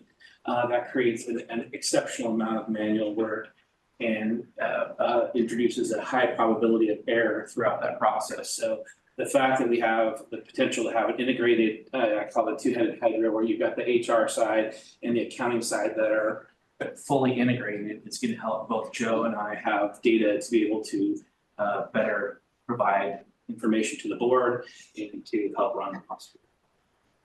Thank you, Chad. All right, does anybody have any questions? Penny, could I just add, Yes, I think it's just important to highlight the fact that there is a net cost increase of a little over $200,000 annually as a result of this new system. So I think it's this additional flexibility doesn't come without costs. I, in my professional life, have direct experience with very similar kind of conversion, and I can tell you it pays for itself. Just in terms of the number of people that have to touch data and manipulate it, in terms of efficiency, I'm convinced it'll end up that $200,000 is an investment, not a lost cost. So. Thank you, Max. Dr. Rosser. That was my question. Thank you. Yeah. Thank you, Mr. Chairman. I would just add one other thing. When I first got here, getting information is a very hard thing from our systems. And one of the things that we want to do is to modernize how we get our information and the speed at which we get our information. So when we started thinking through the problems we had to do Joe, I didn't have to do it, but Joe and his staff had to tease out what entities were, in what are the buckets. When you set up a system of this nature, you could set that up automatically and just say, okay, I want to slice and dice. I want to see what the hospital is with and without hospitalists. I want to see what a Wildflower Court is, and you don't even have to have it. You can set each one of these specific entities up so that we can actually give you the information on what I would call a consolidating type set of financial statements. I don't know if I'm locking Joe into something, but it would nice to be able to see, we're doing really well in the hospital, but over at Wildflower Court, we had a bad month or vice versa. Those are the sorts of things that give you insight to leaders, to leading and understanding what problems you have to tackle. And that took us a couple months to kind of tease out. And I don't know how many times Joe and I had to go, I didn't have to go back. I don't know how many times Joe and I had discussions also with Max about how do we need to go back and tease out different information. That can be set up automatically in these systems. And so not only do you get efficiencies, but you get insight into problems faster than trying to figure out what do we tease out and not. So I've been a big proponent of these types of systems, especially the modern systems. And I say the joke is, even Bob Cratchit would not be happy with this. He used a quill and a book. Thank you. Max, did you have anything else to add before we go on with the motion? No. Thank you. So we have a motion. It's down through maybe first and seconded, and the action item is ready to. Well, I guess there's no more discussion on this. Is there any objections? See no objections. Item passes. And I think that concludes your report for tonight, Max. Is that correct? Yes, it does. Thank you. Thank you very much. So Hal, compliance committee minutes, and I apologize for not making it to that meeting. Oh, well, it was an exciting meeting. We had, I think, almost 40 minutes of discussion of cybersecurity issues. It was quite frightening. And I don't know how to briefly summarize that, but the material from slideshows is in the committee packet. And there was still material that we might talk about in the future. We talked about maybe a future meeting going into executive session and talking about very specific threats in this particular hospital. We also went through a matrix looking at policies, and I think the conclusion is some of our policies are very out of date and need to be updated. So we're going to have another meeting next month. Terrence in the minutes. I think the rest of the issues are well covered in the minutes. I'm actually looking forward to that cybersecurity meeting. Finding more information about that. Anybody have any questions for Hal? Thank you, Hal. We'll just go right on to Mr. Gordon, your report today. All right, well, I've already kind of discussed kind of the whole issue of the question, how do we close programs and invest at the same time? So I wanted to draw two distinctions. One, we are in a period of rapid adaptation to our new environments. And that is both important, but it's also painful. So as we go through this, just keep that in mind that we have to make sure that we do these correctly, smoothly, with all the dignity we can muster for those who may not be part of our organization for future. But the question arises, why are we still spending money? So I went through what an essence of a hospital is. You could quibble that there's things that are left out, but basically it's an ED. It's the way to diagnose patients. That's lab and diagnostic imaging. And it's a way to treat patients. It's that simple. And that tends to be nursing, PTOT, respiratory therapy. There's others that dietitians that help treat patients. There's pharmacy and there's surgery. So when you look at the expenditures that we've been doing today, okay, ED, you can't have a hospital without an ED. It just doesn't happen, right? So what we're saying in terms of this expenditure is we want our ED to match the clinical issues that could come to our community so we can protect our. And you all approve that. The mammography is about diagnostic imaging. It's a way to diagnose patients, women with dense breast material that may have cancer or other issues. And that is not only diagnostic imaging, but it fits into our longer term strategy of how do we improve our women's services. We've been doing that little by little. Mammography is one part. Our use of the robot, along with the two physicians that come in to do oncological procedures, another part. So meshing together what we need to be able to focus on that strategy. And then the other ones around computer systems. These are base level systems that ought to be upgraded. Now, I think the systems that we have currently have not been really upgraded to what I would consider the standard of computer systems for a small hospital or a large hospital. And as I already mentioned, this is about how do we manage what we have. So when you think about adapting, we're trying to still invest in things that will make sure that we are providing our communities with the standard of care and the tools that our physicians need to live up at that standard of care. If we don't, we start losing physicians. They start drifting away because we add risk to their practice. So we're trying to adapt by focusing on our core, making sure that it's as modern as we can make it. And we still have some other things that we need to do in the future. So just to put some of the expenditures in the context is what I was trying to do. But we will continue to be asked, why are we doing this when we're doing that?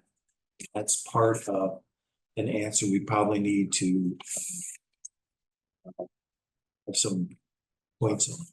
I'm looking at Aaron because I just thought maybe we ought to ever write something up. But anyways, that's the purpose of it. It is an important question to ask, but it's also an important question to feel comfortable saying, this is what we're doing. And we still support it. Anyways, enough said about that memo. Anybody have any questions? Kim, did you want to do anything else in that? I went through the chair. You can ask. My apologies. Question. Ask first, does anybody have any questions for Mr. Ward right now before we have our chief nursing CEO or COO speak?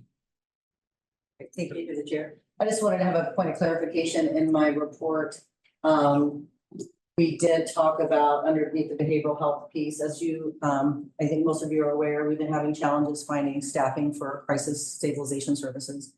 So that service has actually been closed as far as in the building. We still provide that service through the emergency department for those in crisis. But related to staffing, we've been struggling to find staff that. As the board resolutions came through and as the meetings with the assembly came through, and we had 3 resignations that came out of that program, making it even more difficult to staff. So we did follow the board's resolution to close crisis services, and that happened on July 16th. The vestibule is still open, so if somebody approaches there and enters that building, they can still ring the bell, which will alert the PES clinician, which is our psychiatric emergency services clinician, via phone to be able to go meet that patient and bring them over to the emergency department. But I wanted to make sure that was a point of clarification. We're still providing those services through our emergency department with our psychiatric emergency services. It's just that you don't have the staffing to be able to staff that building. And as the uncertainty grows with that program, with decisions being made, the staffing challenges became pretty great, and we were able to overcome that. And I'm happy to answer any questions. I just want to just be clear. So we still have crisis services like we did at the building, but now it's just back in the emergency room department. That's correct. Yeah, the crisis services are maintaining as they were before the building was open December 15th. So if someone is in acute crisis, they're going to come to the emergency room and be taken care of just like they always have. Absolutely. Thank you. Dr. Astor. I have a question. It may not be exactly the same because in adolescence, if they were to go to the crisis center, say 3 months ago, they could have been housed there, right? And under a short-term observation. Now, if they go through the emergency department and meet criteria for being evaluated, then where do they go? Are they flown out of town, or do they stay in the, they can stay in the hospital? So through the chair, so what we have done in the past, and we did this before crisis stabilization was open. The adolescent would be seen through the emergency department. If they met admission criteria, then they would be admitted up to the med-surg unit and they would stay up there until we found further placement. We have refined processes with our case management team and our behavioral health team that really have come together to be able to provide care for that adolescent while they're there. So they're not sitting idle without anything. So they are getting some level of behavioral health help while they're here, or crisis help while they're here. Dr. Rush, is that, I'm good, yes, thank you.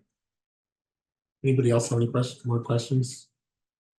I just wanted to add that this was not an easy decision for any of us to make. It's a very difficult one. And so, you know, the teams really worked hard to get that building up and all the policies in place, and that does not go unnoticed. And we are happy to report that the majority of the staff that HR is working with that we're still in, you know, had positions at crisis, looks like we'll be able to be absorbed with open positions that needed to be filled within the Bartlett system. So.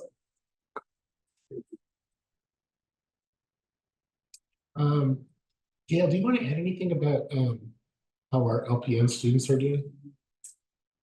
Sure. You want a highlight? So our first class of LPN students, we had 7 students, and they have all passed their LPN, their NCLEX exam, and we have hired them all. So they will all be working on med-surg, OB, and Wildflower Court. And we will be starting our second cohort this fall. So really excited to have it. And we have already students that are going to be in the program. So licensed practical nursing, as anyone who's been in healthcare for a while, this was a backbone of assisted living, long-term care, you know, and going into a lot of units, you know, licensed practical nurses were the backbone of a lot of organizations. And then we kind of transitioned to only having RN. So we're really excited to have this program because we realize it's a necessity because with the nursing shortages. So hopefully by this time next year, we'll have a second class and we will be talking about not having any travelers in Wildflower Court for Kim. Great, thank you very much. Appreciate it. Anybody have any questions? I just wanted to thank staff development, everybody involved in doing this program. When we launched this idea of bringing LPNs and having a cohort here, it was really a gamble, a shot in the dark of let's try it. And it was one of the best things that we've done. The staff development team, Jen Twido, and all of her team have just done a fantastic job. And we're really lucky to have this group of LPNs that are supercharged to work and to be nurses. And really looking forward to in the future kind of forming our teams to like a team nursing approach, which will also help augment our staff and be able to streamline productivity. So we're really excited to do this. Work with the LPNs and our cohorts are all on top of orientations. So exciting. Yeah, they were a great group.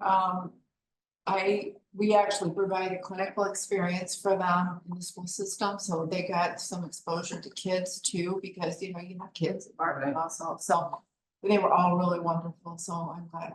Yeah, it's cool. This is just great. This is great. Thank you very much. Kim, Home Health Hospice, Wildflower Court.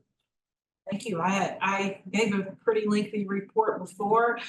I spoke to our numbers. The only thing that I would add to that is I'm kind of going to go back a little bit to payroll-based journal because I did just get through entering it, and I am happy as I compare quarter to quarter. There's some positive news. We have actually increased our registered nurses by 5, and we've employed 3, we've increased by employing 8 CNAs. That's because of the CNA program. We're expecting 11 CNAs out of the next group that will be completing, which will be able to reduce our contracted CNAs by, we'll have about 3 still on staff. If we can figure out a way to eliminate those 3, we'll continue to do so. But we have reduced our total nursing hours quarter-wise. And that is also, if you looked at that trend line and the fact that our average daily census decreased is showing that we are flexing accordingly, but we did reduce our total nursing hours from January to current by like 621 hours. I don't want that to sound scary to anybody. It's actually a positive thing because we are reducing according to our volume and managing our hours per resident day within the, we're even higher than what the minimum staffing standards are. So it's positive information. Because those hours were CNA hours primarily. It was not RN hours, it was CNA hours, and we are still staffing accordingly to our volume. So I think it was good news as I look at it. Any questions for Kim? Great, thank you guys very much. Thank you. And Mr. Palmer's not here, so we won't have a update today. We'll just go to Maria, Martin Foundation. Thank you. Yes, of course. Thank you, Mr. Chair. We have closed out the Edelman Scholarship Award, and this year we awarded 13 health science scholarships for the 24-25 academic year, and that's $32,500 for this year. Some of those students are Bartlett employees that will be benefiting from scholarship this year. So we're very excited about that. It's a fantastic group. We had over 40 applicants. So that last year was not as many, but this year it was very good. So we're very excited about that. Working as we speak on the appreciation dinner pig roast fundraiser, and that will be at the Yacht Club on Saturday, August 24th. Please ink it in your calendars and come support us. There'll be, as usual, amazing food and a nice silent auction. So hope to see you there. Yeah. Our metrics for the second quarter were not very spectacular. We were in the red in the gift shop, and our contributions were below our quarterly expectations for the quarter. A lot of this has been impacted by the attitude of or the perception of donors. So just kind of a wait and see perspective as to what's happening with the hospital. We've had tough quarters before, tough years, and that was kind of responding to the national economy, Juneau's economy. This is not that. This is directly related to where we are right now. And more specifically, I've had some very tough conversations with donors, high-end donors that contributed to the crisis center. And I have asked senior leadership to make some time available to speak with some of these donors who would be interested in doing that. And I would respectfully request that also board members, if you were here when that decision was made way back to fund the crisis center, would have some conversation with these donors who are very I don't want to say upset, but maybe disappointed is more the word right now. This is not grant money. This is donor money. So it's a very sensitive subject that I'm very careful about. So there is a lack of confidence in process right now, and that shows in our donation in what we're receiving. So with that, turning it up happier a little bit here. The board of directors of the Bartlett Foundation just this week approved $15,000 for advanced and basic life saving for the OB. And that is the training that's going to happen in October. And we are very excited about that. That's not only gonna include our nurses, but also community, so that make sure that everyone is playing, you know, according to the same script in when it comes to these methodologies. So very excited about that. And then it's also a chart in there with the cumulative foundation to date from, contributions from the foundation to Bartlett to date. If you have any questions. Next. Yeah, thank you, Kenny. Murray, I appreciate your comments. I've got a couple of questions. First, what time is the dinner on the 24th? 4 o'clock. At 4 o'clock? Starts at 4 o'clock at the yacht club. It's a pig roast as usual, so it'll go 4 to 7. Silent auction might close at 5:30. That's still very flexible right now, but 4 o'clock starting time is where I'm going with. Yeah, okay, great. So your point about the confidence of the donors and the reduction, I mean, I appreciate you bringing that up. And not that I want to distance myself from it at all, but I wasn't here, but I'd be happy to meet with donors. And I kind of wondered, I'm just throwing this out here, Kenny, if maybe, we need to identify a couple of board members and a couple of senior staff that could meet with past donors and potential future donors who do have concerns to, explain why we did what we did, and also what is, what we're working on moving forward. I think that, to the extent that we can let folks know in the community that we're, concerned about what they think about Bartlett and restoring their trust, I think that's a necessary thing to do. Thanks. Maria and I had this conversation this week about how she's expressed it's the lowest level of confidence that her donors have had in the foundation and in Bartlett for quite some time. And we talked about us getting together and having a meeting. So you and I will be the people that will do that with Maria and her group. So thank you. We don't want to leave anybody out, for God's sake. And if I may, to the chair, it is not questioning the decision. That decision is supported because it's clear that we cannot sustain this. It's more how we got there when we did. What did we go by? What were the basis for that decision? That kind of rationale, and it would be helpful. I think it would go a long way. I think it'd be great. I'm sorry, Hal. Hold 1 second. I think it would be great for us to do what we kind of talked about, having a roundtable with a couple, 2-3 board members, and Mr. Warden too, to help us along well. And also I'd like to include Joe in that too, if that's possible. Yes. I think that'd be great. And thank you. We can work on getting something like this done. Sorry for cutting you off, Hal. Through the chair, how many individuals feel like they gave a substantial amount that went to the crisis center and then later felt like that they were a little misled? How many people are we talking? So we had, I don't know, 6, 7, I can't think of the total number of donors to the Aurora Behavioral Center specifically, at least half of them, maybe 3, would have called me to express concern. I know one for sure wants to talk to somebody, and then the second one is mulling it, and the third one might not care. But would you be willing to give us some sense of how much money people had?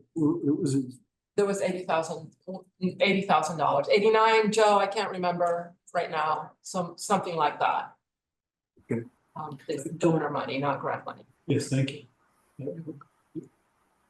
Thank you very much. Thank you, Maria. Do you have any more questions for Maria? Hey, Kenny? Yes, wait. Not that we need to set it in stone yet, but I just suggest that we have Kim there as well. Kim has a unique, she's been there and understands this issue probably better than any of us do. And I just think it'd be good to have Kim there as well. That's great. I think it's a great roundtable. I think that'll really help the foundation. Also, Deb is our liaison to the foundation as well, so I'm sure she'd probably be there as well. So, Maria, Valerie and I will be at your dinner on the 24th and hopefully we'll have 100% of the board members there. Thank you, Max, bring your checkbook, bid high, bid often. Stop the table. thank you, Maria. Mr. Bryson, thank you for sitting through this meeting. We appreciate having you here. Well, this is great information tonight. Thank you, Mr. Chair. So the Assembly Committee of the Whole, we did discuss the Bartlett resolutions. Everything got advanced to to finance, which is going to be coming up on August 7th. I appreciate the hard decision of dealing with the crisis center. So that we obviously won't discuss it that night. And then over the next 2 nights, we are interviewing and having some public time with the city attorney search. We have 3 candidates, 2 Juneauites and 1 lady from outside of Juneau. And we'll be doing events over the next 2 nights with those guys. And I'll be at the 24th pig roast. And that, I'll bring a checkbook, yes, right. That's all, Mr. Chair. Thank you. And be prepared for some great Cuban sandwiches, right? Yes. Anybody have any questions for Mr. Bryson? Thank you, Wade, for the assembly meeting, your support and everything, and helping us navigate through this. Really appreciate the hard work that the assembly did. And you know, I know that this body is appointed by the assembly, and I believe that everybody on this board really takes that role very important. So I just want you to know that we appreciate all the work that you do for us too. Thank you.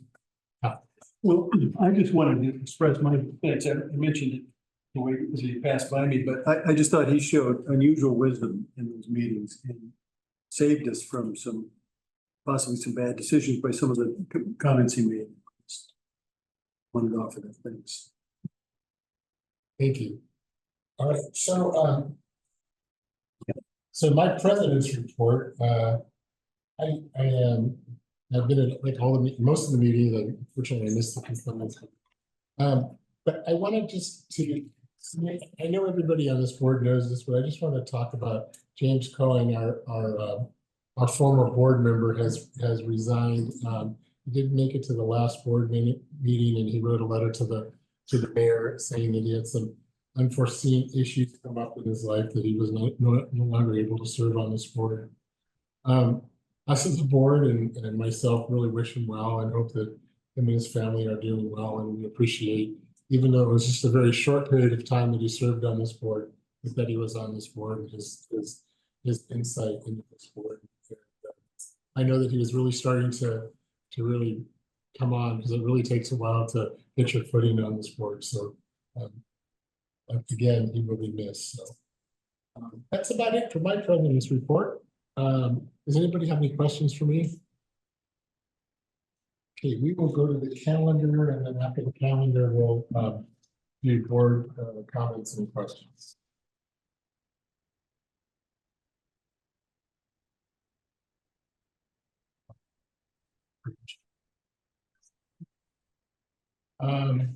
Ready on the 9th is still good, or do we cancel that?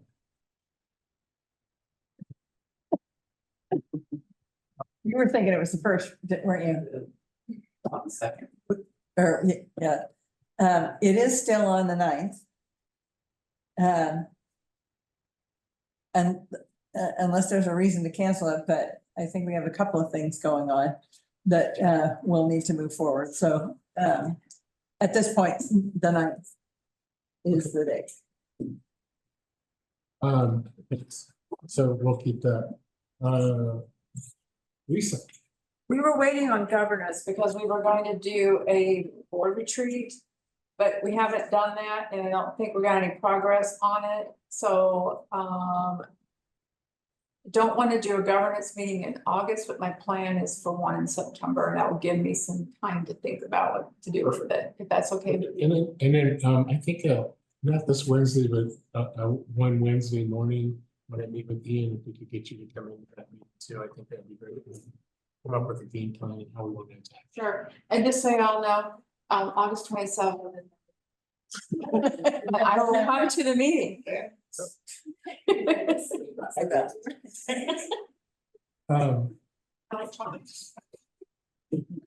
Yeah, plans. Yes, so we suggested 15th for the compliance, and I think we plan to go through some policies at that time. So I know that I'm not on that meeting, but I'm gonna be out of town just for that one. I won't be there for that meeting. Do you want to try to change it then? It's fine with me, you guys can keep it, because got a little bit of problem in August, but that 1 week, one day, I'm gonna be doing this. So it's fine, I can always listen to you. Unless you want me there, so. Of course, we're always going to do that. Max, the 16th, is that still good with you? Yes, it is, Kenny. Okay. And then our board meeting is on the 27th, so I think that's good. Can we get a motion to approve the calendar? I move to approve the calendar as presented. Thank you. I'm sorry, I'll second that. I was looking right at it. Thank you, appreciate it. Now time for board questions and comments, and I'm gonna let the first comment go to Shelley. Thank you. I talked recently to Jo Bohm, who is a retired physical therapist at Bartlett, and she wanted to discuss the CN program with me. And she talked about 2 young women that she knew that went through the program and then had jobs when they finished. And the key message she wanted was a big thank you to Bartlett and the board for lifting up legal immigrants on a professional career path. It made her very proud of those young women for completing the course, and also she felt proud for being part of being a Bartlett retiree. So big kudos for that. Thank you, Shelley. When Shelley shared this story with me, I just thought that was just great. You know, we've all been in this room a proponent of the Grow Your Own program, and so make sure Jen knows that we appreciate that too, and great choices and applicants that were picked up as well. Thank you very much, Gail and Kim and all of our senior leadership team. Any other board comments or questions? That's great. So we're going to take a quick 5-minute break, and then we'll move to the executive session. So we'll come back and so it's 5 minutes.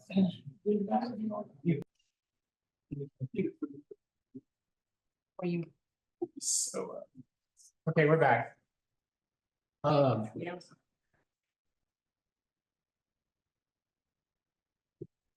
Before we go into executive session, yeah.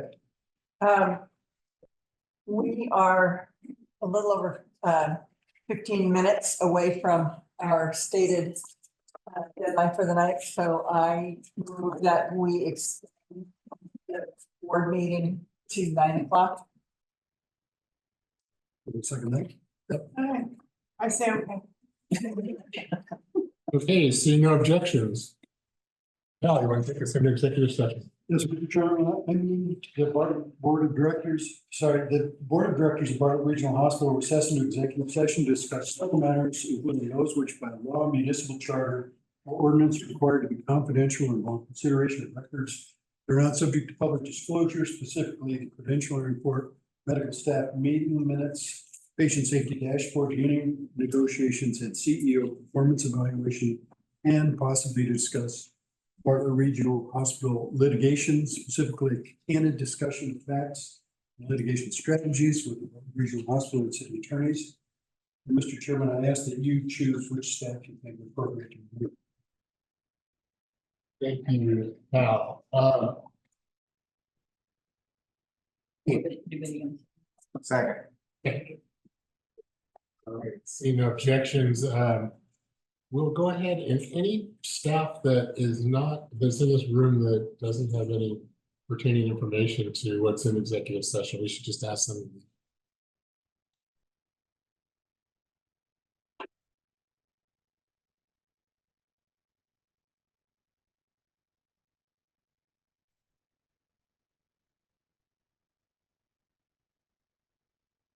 Go ahead and take us out of executive session. Mr. Chairman, I move that we come out of executive session. Second by. Have seen no objections. It's What's that shit? non-military. We are out of executive session. And Hal, you want to make the motion? Yes, Mr. Chairman, I'd like to move that we accept the credentialing report. And separately, I'd like to note that we gave direction to our union negotiator. First of all, we have a second on the credentialing report. I'll second. Thank you very much. Seeing no objection, that's passed. May I make a comment? Dr. Mulder had said in executive session, he wanted it noted in the public record that, you know, Anita, if you could really thank Christina and Melissa for all of their years, because they've done a lot of credentials lately, and he wanted to publicly thank. He wanted to do that. And thank you. I think we make sure that we got that. Hal mentioning that we did direction. Chad. With that, we have come to the end of our agenda and we are adjourned. Thank you guys very much.